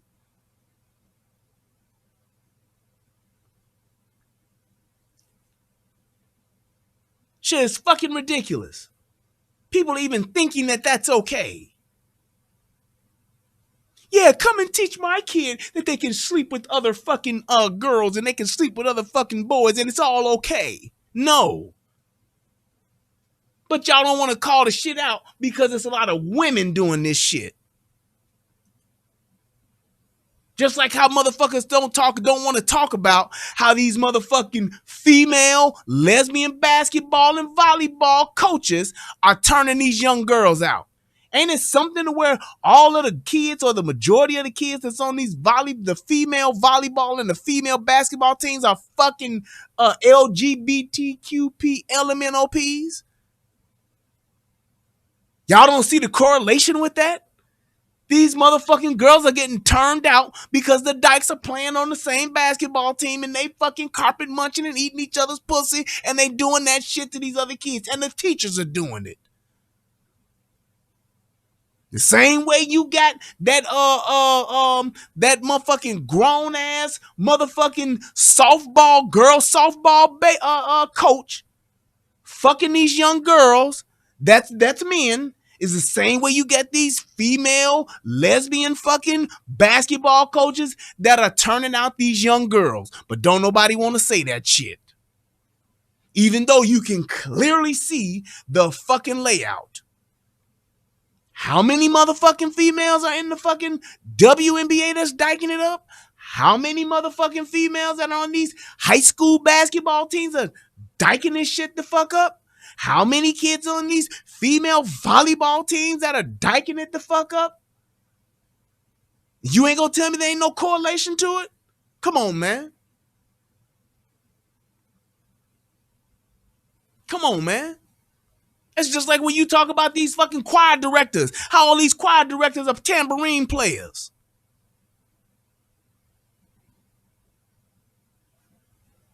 The majority of the men that's in these choirs, the choir director is gay, the pianist is gay, the organist is gay, the guitar player is gay, the drummer is gay. All these and y'all don't see no correlation between this shit?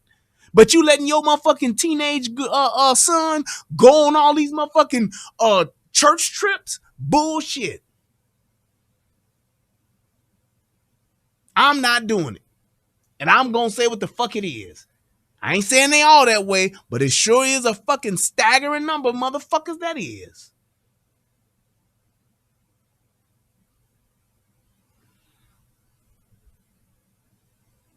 Just saying. This absolutely is a hate crime. There's no doubt about it. And Emily's with me now. What more do we know about the weapons, Emily? So the suspect's parents say that he just recently purchased the guns. Investigators recovering 3 on scene here, some with messages of hate and racial slurs. The police commissioner tells me that it does appear that he purchased them legally, but he also had in his possession high-capacity magazines, which are not allowed here in New York. Kate? All right. And tonight, authorities say the alleged... I don't know if that's true or not, because in the shooting, it seemed like he had a either a 20 or maybe a 30 round magazine. It's not high capacity. High capacity is like 40, 60. My man reloaded in that little 1 minute or whatever the fuck it was. He reloaded.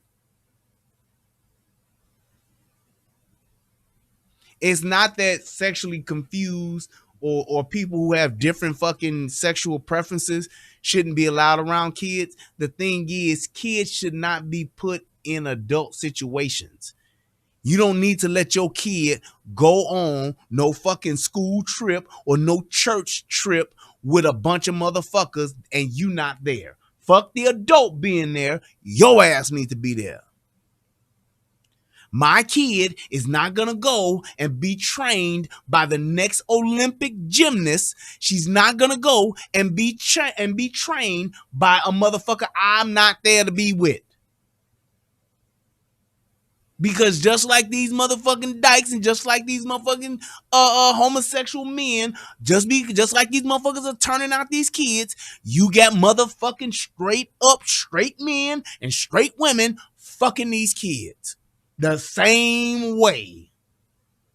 My wife just sent me a thing about this fucking. There was a juvenile detention person. Juvenile detention, so that means these kids are 17 and under. A white lady. She broke out, I think it was 3 or 4 black boys. Broke them out of juvie. And as soon as she told me, I said, oh, I know what that is. That white that white juvenile detention officer is either fucking one or she's fucking all of those young black boys. They was like 15, 16, 17 years old. That's exactly what she was doing. And she was, like I said, if she wasn't fucking all of them, she was definitely fucking one of them to where she broke them out of jail. She's a fucking pervert too. Young white juvenile detention officer breaking out 4 black boys. That shit ain't at the top of the news though, is it? Shout out to Miriam. Hit your boy with $20. Thank you so much, Miriam. I appreciate it. Click that like button and hit that cash app. Shit. Y'all know this is some great fucking commentary I'm giving y'all. That's just what that shit is, man. You cannot expect other people to do right by your kids. Who gonna do right by your kids more? Some other motherfucker you don't know or you? Some motherfucker that's at your church or you? Some motherfucker that's in the school or you? Some motherfucker that you is your neighbor or you? Your family friend or you?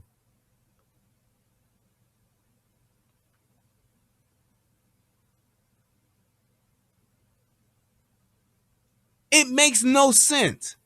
In the world that we live in today, the shit that's out on the internet alone should let you know not to leave your kid unfucking supervised or to leave your kid with just anybody.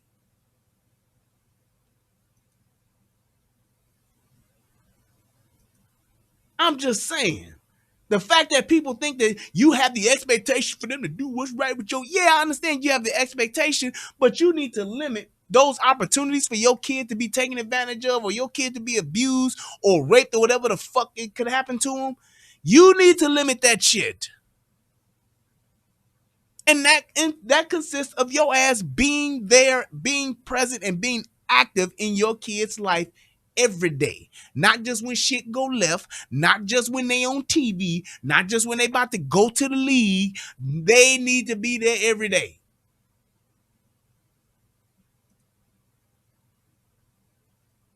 That's just what it is. And if you think that shit ain't cool, or that shit, or you think it's okay to just let your kid go off and go with the school band trip and all that bullshit and you ain't there, you the stupid motherfucker and you're putting your kid at risk. Shout out to my man, Mick Parkinson. Hit your boy with $10. Thank you. That's just what that shit is, man. You can't let your kid be in a position to where they can get taken advantage of. Be there for your fucking kids. Not just showing up and buying them all the shit they want. Be there and be a part of their lives. I'm not my daughter's fucking best friend. I'm her fucking daddy. I'm not my son's best friend. I'm his fucking daddy. Nigga, I tell you what to do. I control you. I tell you what the fuck it is and what the fuck it ain't. And I'm going to look out for your best interests, regardless of what you think is best for you, regardless of what the world think is best for you. I'm your parent. I'm going to make sure that you're safe.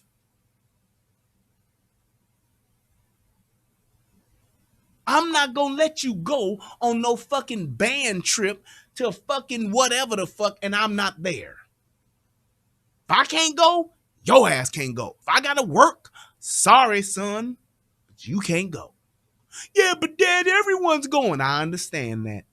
And I'm terribly sorry that my life is not set up to where I'm able to go. But because I can't and your mother can't, it is what it is. I'm not going to let you be running around with somebody else that I'm expecting to be the adult. I'm not going to let you run around and be in some fucking hotel unsupervised. Because just like that motherfucking chaperone is going on a trip, that chaperone might be tired of y'all ass for the night, and that chaperone might get drunk, that chaperone might get high, and that chaperone might want you to come hang out in their room. Fuck all that. Every little step you take gonna be right around this here room tonight, bucko. I hate you, Dad. I understand. I hate me too sometimes, motherfucker.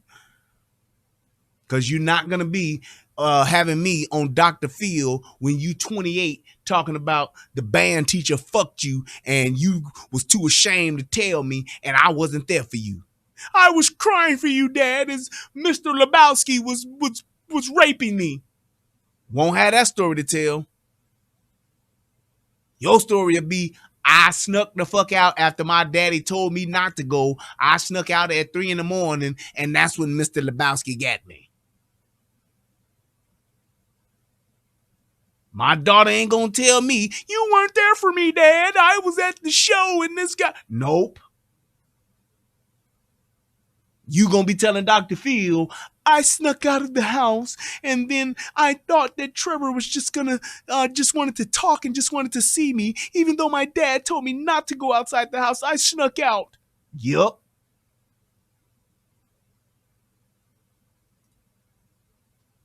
That's what the fuck your story gonna be. It ain't gonna be, my dad paid $4,000 for us to go to Disney World for a week and then this happened. Nope. Not on my watch. If I can only afford to take your ass once or twice in your lifetime, so be it. But I guarantee you, when you go, you ain't gonna get fucking molested or raped or fucked by somebody that I trusted you to go with.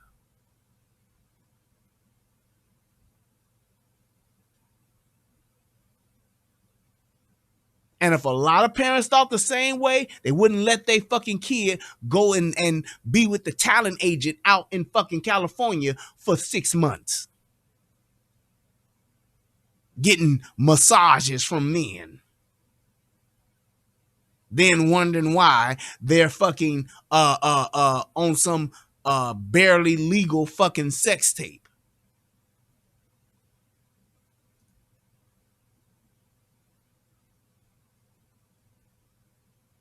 That's the type of shit that happens and motherfuckers don't realize, and then it's too late. Then it's, I should have never trusted him.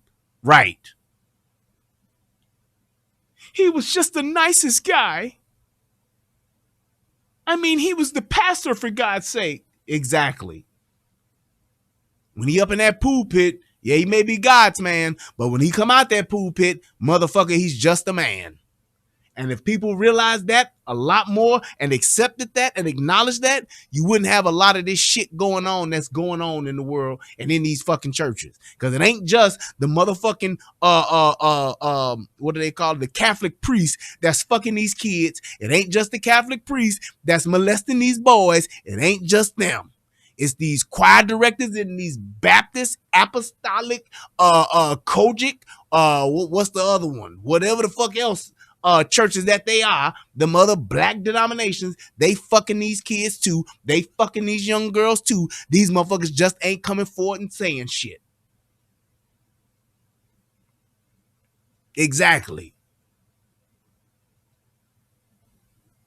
Y'all motherfuckers want to talk about R. Kelly and all the shit he was doing, but you motherfuckers don't want to talk about Eddie Long. It's hush hush when we talk about Eddie. Yeah, okay. You motherfuckers want to cancel R. Kelly, but you don't want to cancel Eddie Long. What that do?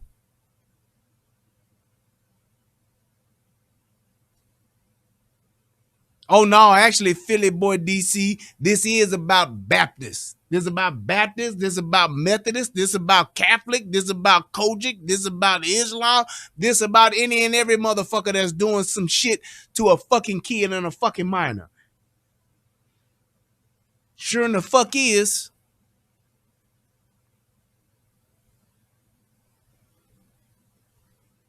Just saying. The shooter planned it all.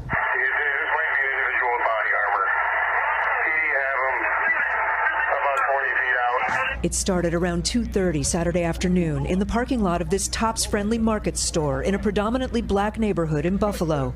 The alleged shooter wearing full body armor and tactical gear, targeting people of color. Zanetta Everhart's 20-year-old son, Zaire Goodman, worked at Tops and was helping an older woman with her groceries in the parking lot. He was shot in the neck, but the bullet didn't cause major damage. I've protected him his whole life. Yeah, we saw this. I think that was it then. The woman he was helping. Oh, wait, no, there was one more. This is the other one. Tonight, authorities say the alleged shooter planned it all. Yeah, we can get on up out of here.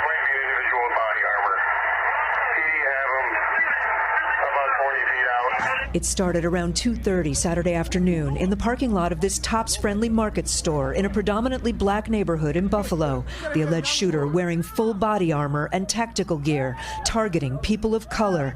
Zanetta Everhart's 20-year-old son, Zaire Goodman, worked at Tops and was helping an older woman with her groceries in the parking lot. He was shot in the neck, but the bullet didn't cause major damage. I've protected him his whole life. Why is this shit from the ill outside, and it was just packed full of people. We saw, dead bodies. They were covered up. In all, third gunman Fired multiple shots. Threatened to take his own life, but then dropped his gun and surrendered to police. And killed 10 innocent people. All right, we did see him. Perfect. I'm just saying it is what it is. We know what the fuck is happening, and we know what with our children, and if you don't know, you should know. That's the point that I'm making with this. And I was just giving you different instances and different scenarios as to where shit like not necessarily an active shooter happens, but our children are being left unprotected, and they're being recruited by perverts. They're being recruited by hate groups. They're being recruited by gangs. And it's because we don't have active roles in our children's lives and are not having fathers in certain aspects, or we don't have parents that are actually in their children's lives when there are both parents in the home. So it's either a lack of no parenting or piss poor parenting. That's just what it is. And I'm saying what this kid did, yep, you can chalk it up and say he was going to do, yep, he was going to do what he was going to do. But my thing is, there was something that led to that showed you what that kid was capable of. There was some things that led up to that to show you this kid might do this one day. And what did those parents do? Hoped for the best. Prayed for the best. What do we do when it's our children? We just hope that they won't do nothing wrong. We just hope that it ain't my kid. Don't tell my kid this. Don't talk to my kid like that. Don't do this to my kid. That's what we do. And that's what I'm saying is very, and I mean very problematic when it comes to us raising our children. How do you have it to where your kid is doing all this other shit and you're not in that kid's life and have no clue? Or you do have a clue and just don't make any type of fucking changes or do or the proper oh shit, I fucked that up. Yeah, I fucked that up. Or take the proper procedures to prevent this type of shit from happening. Because I can tell you what, them parents knew two things.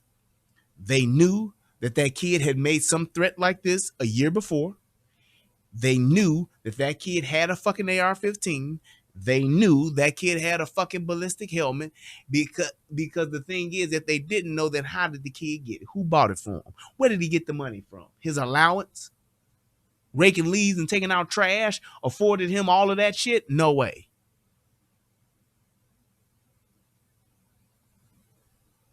No fucking way. And until we take a more active role, until we take a more stronger position in our children's lives, stop trying to be their fucking friends and be their fucking guides, we'll continue to have shit like this happen. This will continue. You can ban every goddamn thing you want to ban, and this will continue to happen.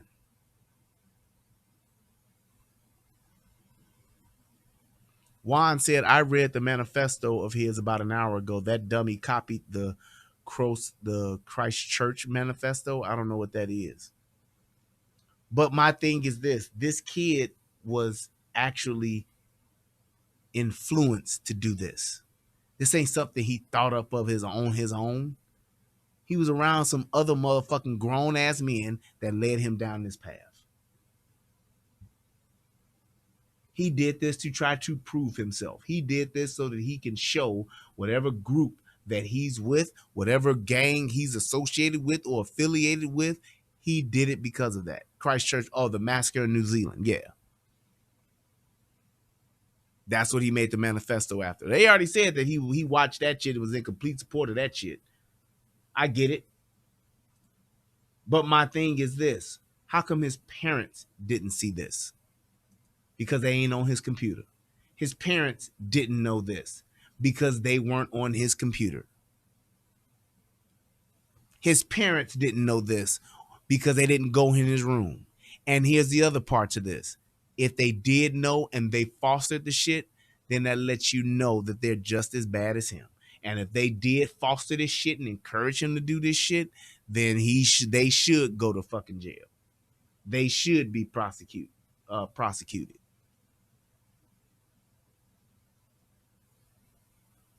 That's just what it is. So, as terrible, and I'll wrap it up with this, as terrible as this thing is, and the fact that this situation was something that was once the wheels that were put in motion, there was nothing that could stop it. And the fact that there were other entities like the school, like the police that knew something about this or knew that this was something he even hinted at before, and there's nothing done, then that shows you where the opportunity is to make some changes in our legislation to actually try to curb this type of stuff from happening. Because we see this type of shit happening often, to where these kids make this little threat or drop a little hint, and then months later, weeks later, or even a year later, go out and carry out this shit because the things they've been exposed to, or those sources that are influencing them, has actually grown to fruition. It's been fostered, it's been groomed, it's been cared for, and it's been literally cultivated in their lives, so that's where they become. And these are the fruits that they bear. Kevin said, if you want to keep loving the white man, then you deserve to get smoked. I don't even understand why that's even a place. This is all I have to say. If you want to keep loving the white man, then you deserve to get smoked. Well, I ask you this, Kevin. Damn you hoes. Since you so smart, how many white men are responsible for this killing? Let's say 10. Let's say the white man is responsible for these 10 lives. Then I ask you this, Kevin. Who's responsible for the 30 people that just got shot in Chicago over the weekend? Can you tell me that? Can you tell me that? I'm so sick of you pro-black niggas trying to make it seem as though white folks are responsible for all our black problems. You tell me what white man did that over the weekend in Chicago. 20 niggas shot in one day. Huh? Can you answer that for me?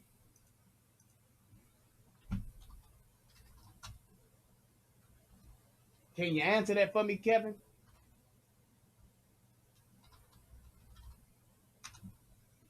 Can you answer that? Teen charge after boy killed near Millennium Park.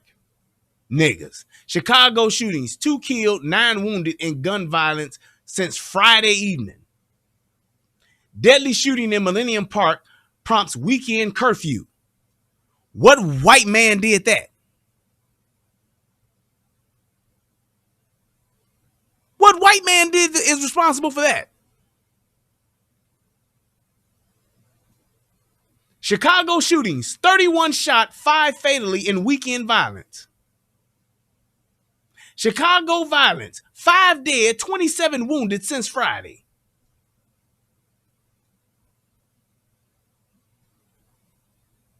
Tell me that.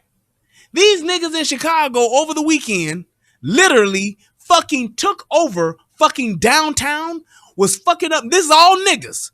You can look at the video. I was going to do a video about it. Tearing up cars. Niggas got to fighting, shooting, jumping on people. I mean, these are people that are driving through the city on their way home. Jumping on fucking people's cars at fucking stop signs, at red lights. So you tell me what white man is responsible for that, Kevin?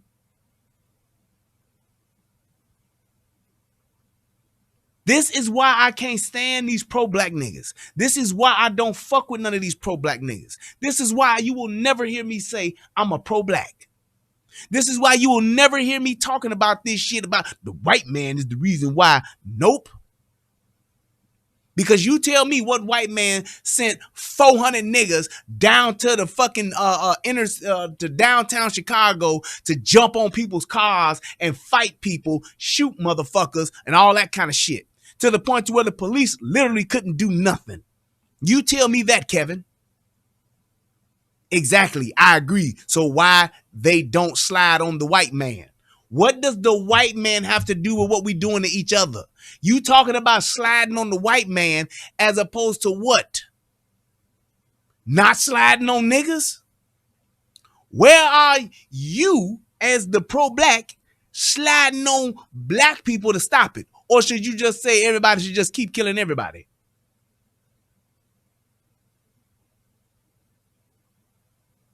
If niggas are riled up, and if niggas are frustrated, pissed off, upset, ready to protest about 10 people getting killed in a mass shooting, then what about the 5 dead, 27 wounded by niggas in just one weekend?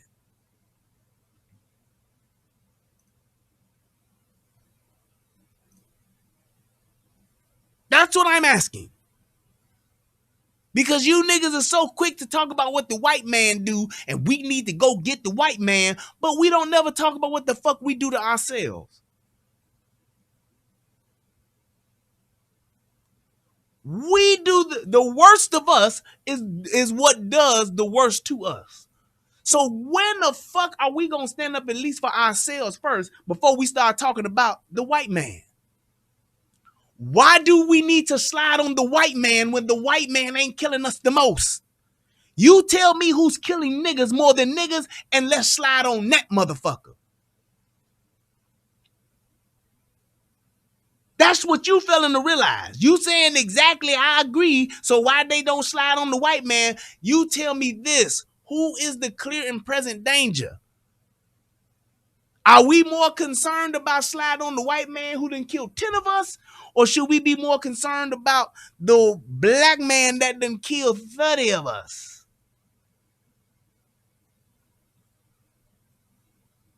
What I'm telling you is it's a moot point.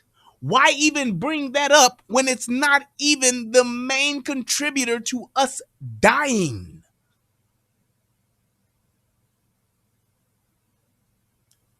And this is my problem with niggas.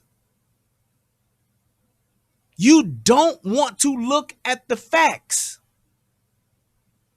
And the fact of the matter is, Whitey is the least of our problems, man. So just like you posting that, trying to talk about white folks, you need to have your efforts not doubled, not tripled, but quadrupled against us. We are the main problem to us than any other race, any other group, any other system. No, we're not agreeing because you're calling out something that is moot. It doesn't matter.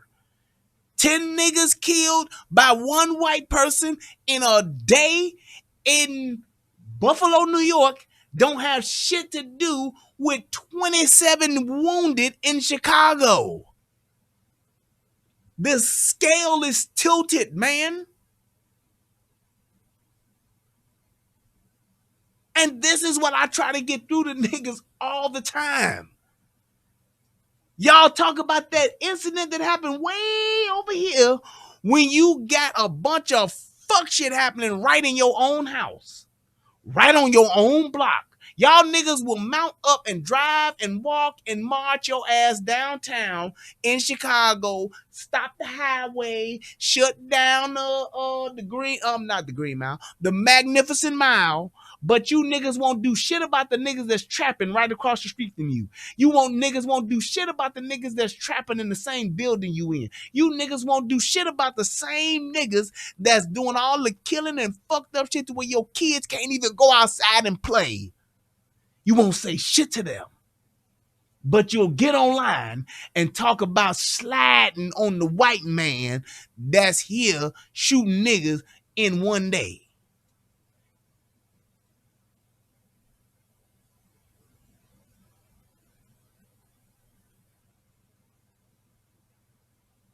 The white boy, he still don't get it. Okay, there it is.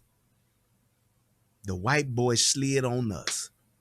My point is this for the last time, Kevin.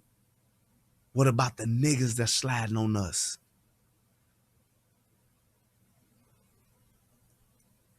What about the niggas that's saying, send the addy, we gonna slide? Niggas outside. Niggas saying they outside. Niggas saying they outside. Send the addy, we gonna slide. The white man has killed millions of us, fool. Since when, Kevin? I got time. Since when? You tell me the last time Whitey killed millions of us. In the past 10 years. Who done killed more niggas than niggas? In the past 10 weeks, who done killed more niggas than niggas? In the past 10 days, who done killed more niggas than niggas? In the past 10 fucking minutes, who done killed more niggas than niggas? In the past 10 months, who done killed more niggas than niggas? In the past... You tell me. Who done killed more niggas than niggas? Since you want to talk about killing us. Because that's the key in that entire phrase that you put up there. The white man has killed millions of us. You tell me who done aborted more black babies than black mamas. I'll wait. Since you want to talk about the millions. You tell me who has aborted more black babies than black mothers?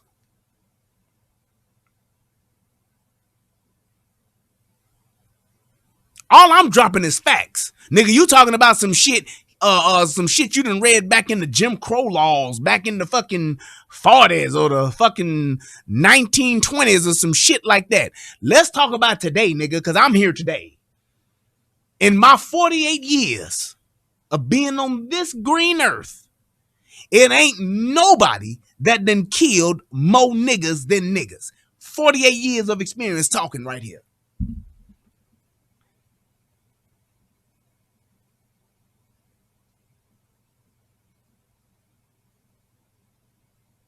So while you talking all this, slide on Whitey. Let's slide on Whitey. Let's slide on Whitey. Let's slide on Whitey. You tell me how in the past, however old you are, nigga, however old you are, you tell me who done killed more niggas than niggas.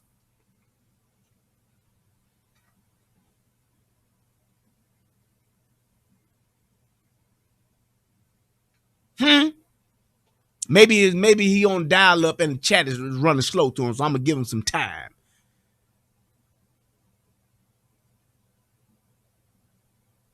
Because I'm coming to you with straight fucking facts. I'm not feeling this shit. I'm not in my feelings.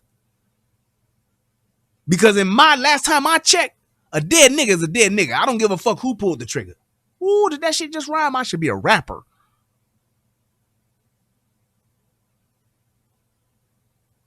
A nigga that's dead is a nigga that's dead. And I'm concerned about niggas dying. I am. But my thing is this. If I want to help niggas from dying, I need to go to the source that is killing the most niggas. And last time I checked, in my 48 years, ain't nobody killed more niggas than niggas.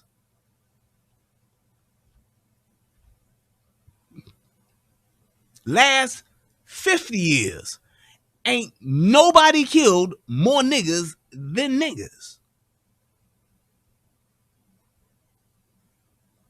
You can go back 48 days. You can go back 48 weeks. You can go back 48 months. And you can go back 48 years. So if you gonna talk about somebody killing and stopping the killing, start with the most, and I know this sounds crazy. I know this is shocking, but why not start with the group that's killing the most niggas?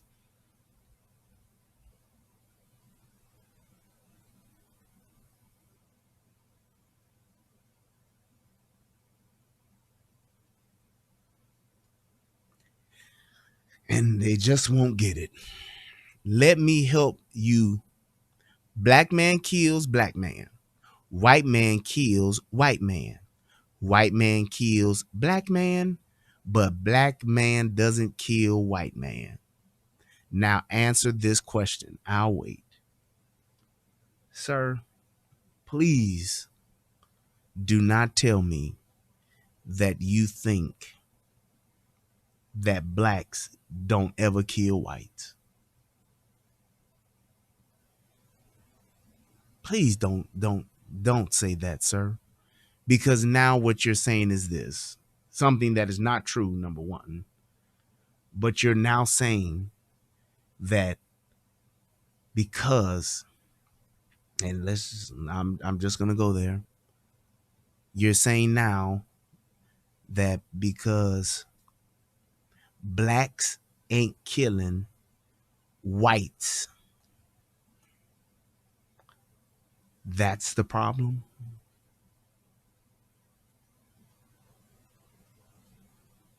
Black man scared of whites. That's why he kills his own. Let's talk about that. Sir, here's my point for the last time.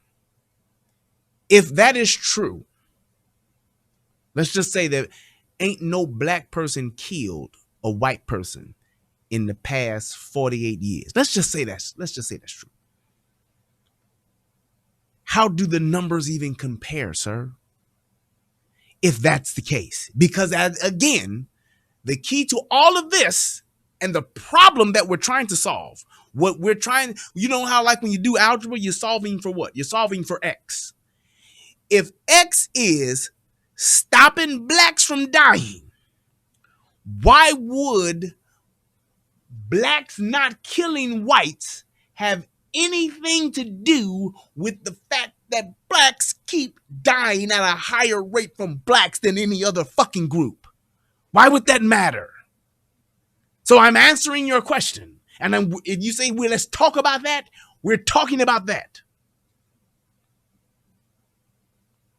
If 100,000 blacks die every year, and whites are only responsible for 1,000 of them, why would we choose whites as our enemy as opposed to the group that is responsible for the other 99,000, sir? Let's talk about that. Answer that. I'll wait.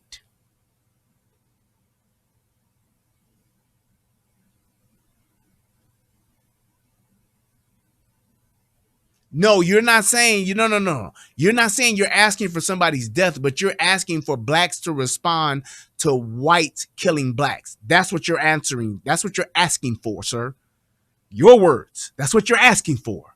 You're asking for blacks to slide on whites because whites been sliding on blacks. And all I'm telling you is if 100,000 blacks are dying every year and only 1,000 of them are being slid on by whites, why would you feel the need to make the statement or the point that blacks need to slide on whites?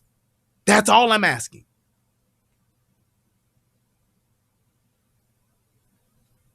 And I know that you can't answer that because what I'm saying is factually correct, sir. Not my feelings. Factually correct. So if I'm talking about trying to, let's just say if I'm talking about saving money. If I want to save money because I'm losing $100,000 a year. If I'm only losing $1,000 in this particular area, but I'm losing $99,000 in this particular area, where should I focus correcting my finances at? The 1,000 or the 99,000, sir? That's all I'm saying.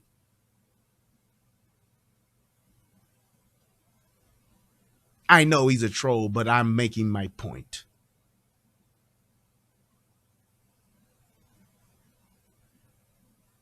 I'm making my point. This is the problem with niggas. This is the problem with blacks. You're not speaking facts. You're speaking about the smallest area of a big problem. It's just like if my house is flooding and I'm concerned about the kitchen faucet that's leaking when it's the actual water main in my basement that is broken, sir. I'm talking about my kitchen sink flooding my kitchen when my entire house is flooded. And I'm focusing on fixing and cutting off the water in the kitchen when my fucking water main is busted, sir. That's what I'm saying. That's the point I'm making. Why even concern myself with the kitchen faucet when the water main is busted? Why even talk about the kitchen and the kitchen faucet when my entire house is flooded because the water main is broken, sir? He said, when has a black man killed 5 people? And there we go. Told you he wouldn't answer my question. Told you he wouldn't be able to rebut my point. I told you that. He couldn't do it. Thank you, Juan. The New York City subway shooter from a month ago. Juan made that point. Thank you, Juan. Good job, everybody. Give a hand clap to Juan. Bringing facts to the table.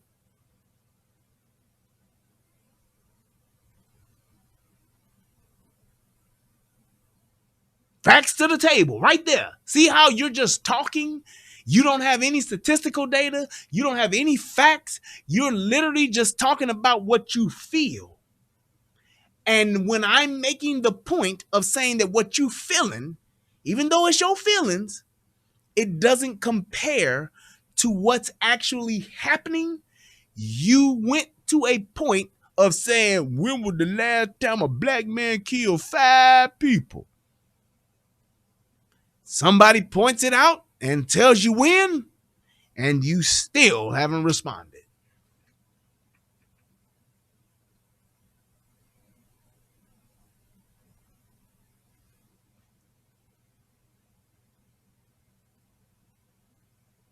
That's all I'm saying.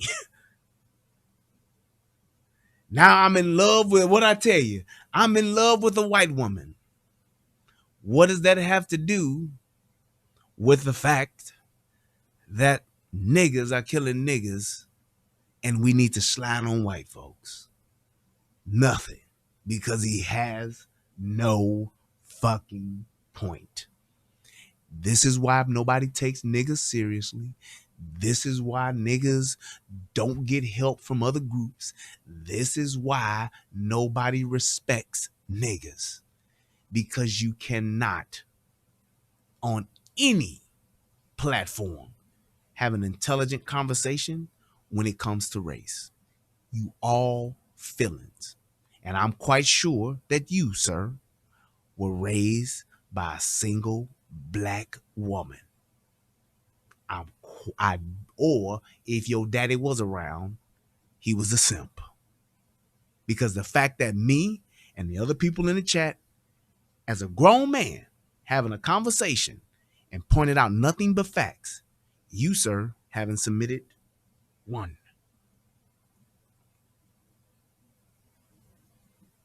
Not one.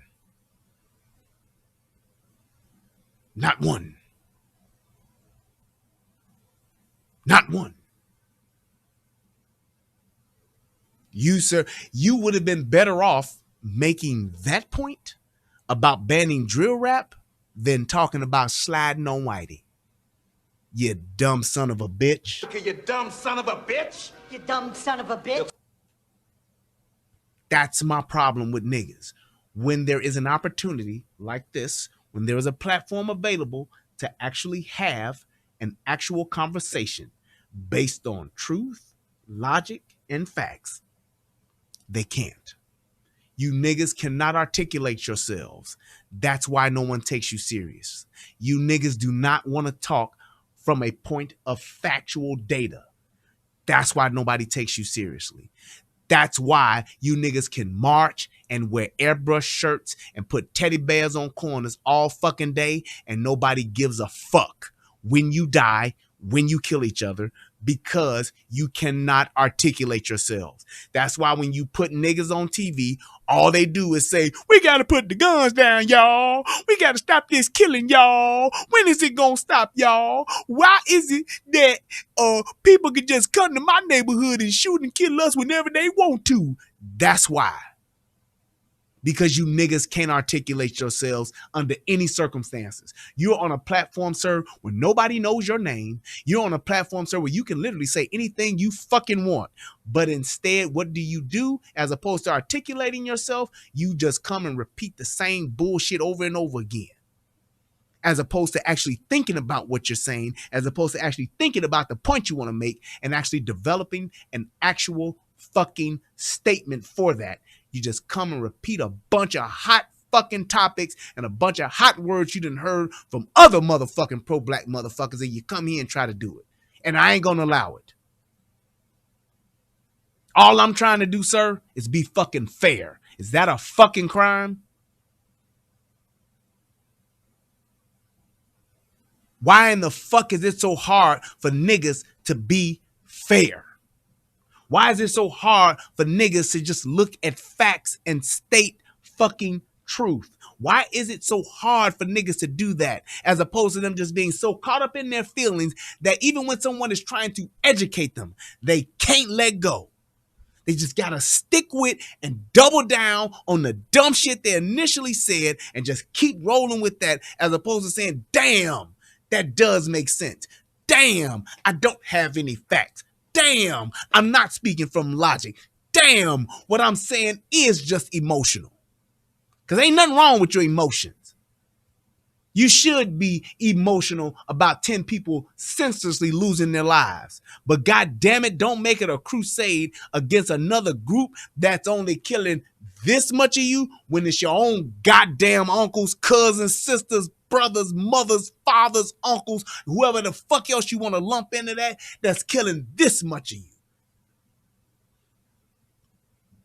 Stupid motherfuckers. I'm so sick of this because it makes it ever clear, time and time again, that the future for us is real fucking bleak. That's why I took time. That's why I made time in my show to address this stupid shit, because it's niggas like that that keep perpetuating the dumb shit. It's niggas like that that keep the race hustlers in business. It's niggas like that that make motherfuckers believe in the Al Sharptons, the fucking Ben Crumps, it's the white folks, man. It's the police, man. It's motherfuckers like you that keep race hustlers in business and that keeps us from uniting as fucking haves and have-nots because you so caught up on this, you stupid motherfuckers. And I'm going to answer this last question and let it go. So let me ask you this. So why do you care about the Buffalo mass shooting since the white man is so good? When did I say that the white man was so good? You see how niggas are? Sounding just like a nigga bitch. Putting words in my mouth and saying shit that I didn't say just so he could find a way for himself to be right. What's that shit Kevin Samuels used to say? The need to be right. You just gotta need to be right. And you'll say whatever, lie, and do whatever, make up shit just to try to make yourself right. I talked about the Buffalo mass shooting because it's a tragic thing. You dumb fuck.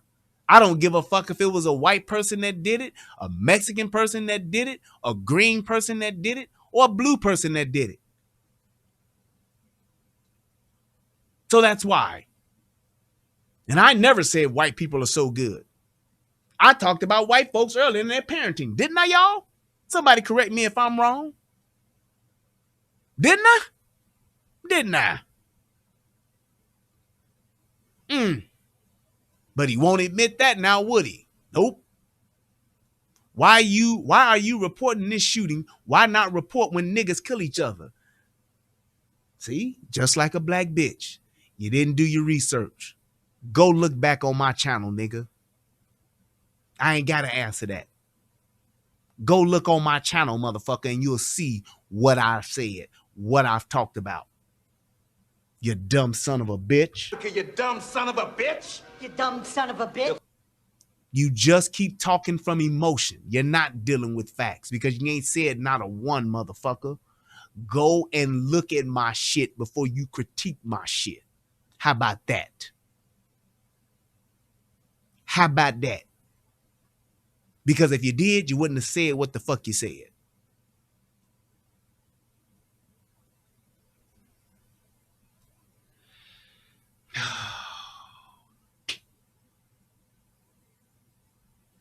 You lied. You lied. You said hold on, matter of fact, I might have lied. Let me go ahead and show. I'm gonna show your ass some shit right quick. And I'm gonna get the fuck out of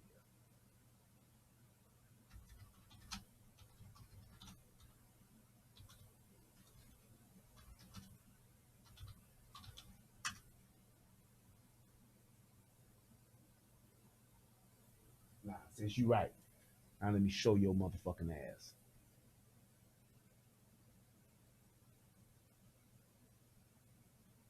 Is that it? Nope.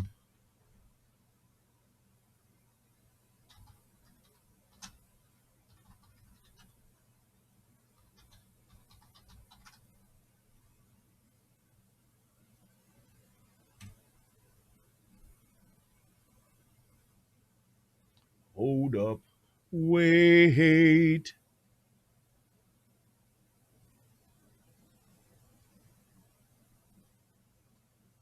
Homicide.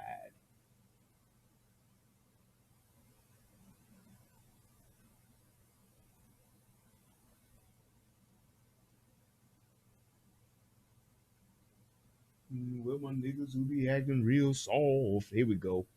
Do do do do do do do do do.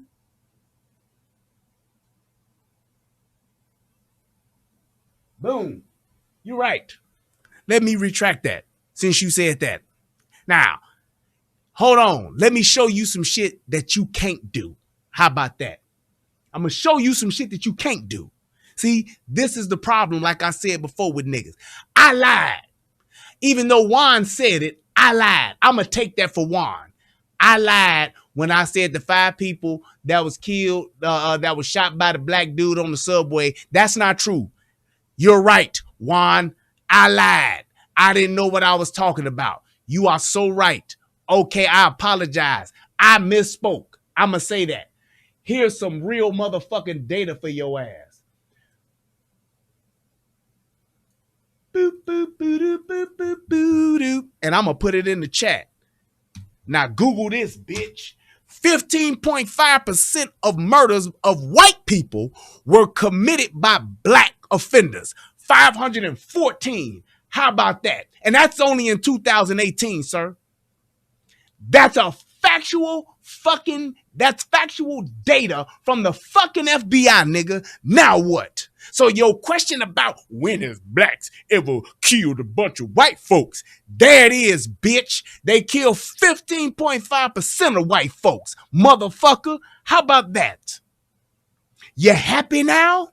So your question was asked and answered. And I just gave you some statistical, factual data that prove what the fuck I said is perfectly fucking true. Now, you got your number, bitch. There go another one, Mark. How about the nigga who ran down all them white folks during that parade? Let's see how many that was.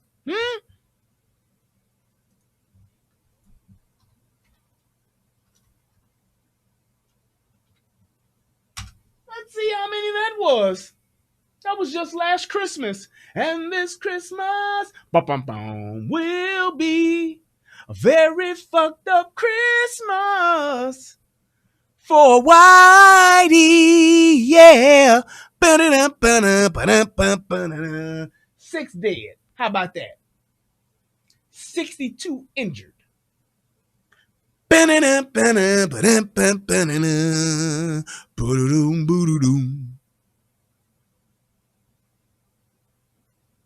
No. See? You see? Since niggas kill each other so much, why you not reporting on that? Go report on a drill rapper. Now you telling me what the fuck to do on my platform. How about this, bitch?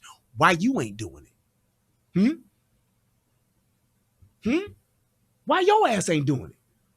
How about that? How about that? Huh? Let's do this.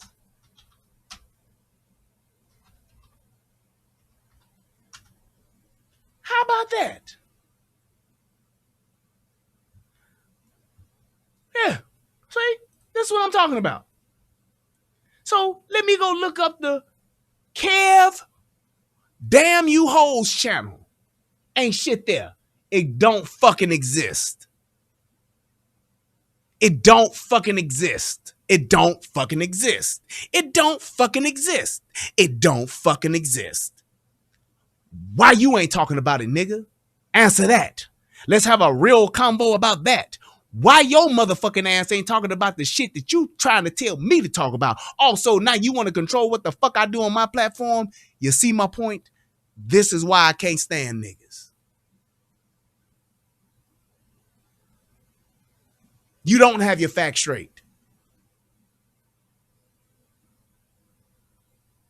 Thank you. At least I admit when I'm wrong. I just did, and then I just proved your fucking ass was wrong and just answered your question with statistical data. But what did you do? Did you apologize? No, you didn't, bitch. So here's what I'm going to ask you to do for me. I want you to take your pussy and go get it fucked somewhere else. Because I don't do that over here. I'm done with you, bitch. Go get your pussy fucked somewhere else. There it is. Since I got it all wrong, since I ain't doing it the way you would want me to do it, I want you to be the vision of good and go do it yourself and take your pussy somewhere else to go get fucked, nigga, because we don't want it over here.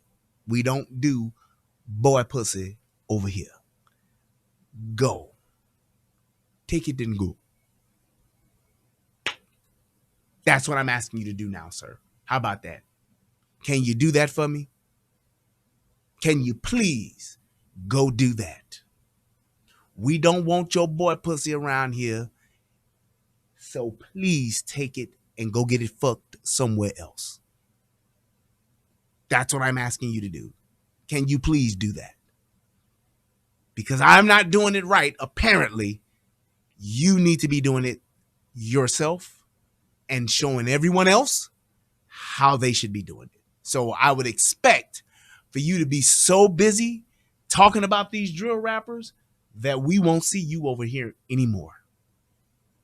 I would hope that because I showed you how many black people, what percentage of black people are killing white people, that you would now understand that it does happen and you would go get your pussy fucked somewhere else.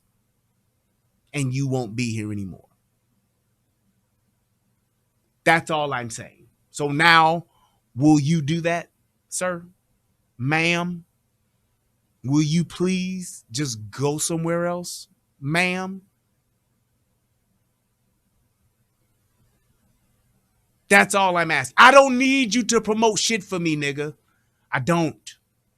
Ma'am, I don't need you to promote nothing for me on my channel that I built, that I made, what they built, what they did, what they claim. I don't need you to help me, sir. I don't need you to promote me. I just need you to go do what you want to do. Please don't have anything to do with my balls. Don't touch my balls. Don't try to get me by the balls. I'm asking you to go do what you're saying on your channel. Thank you. Get off my balls. Get off of my balls. Please don't hold them, sir. That's what I'm asking you to do.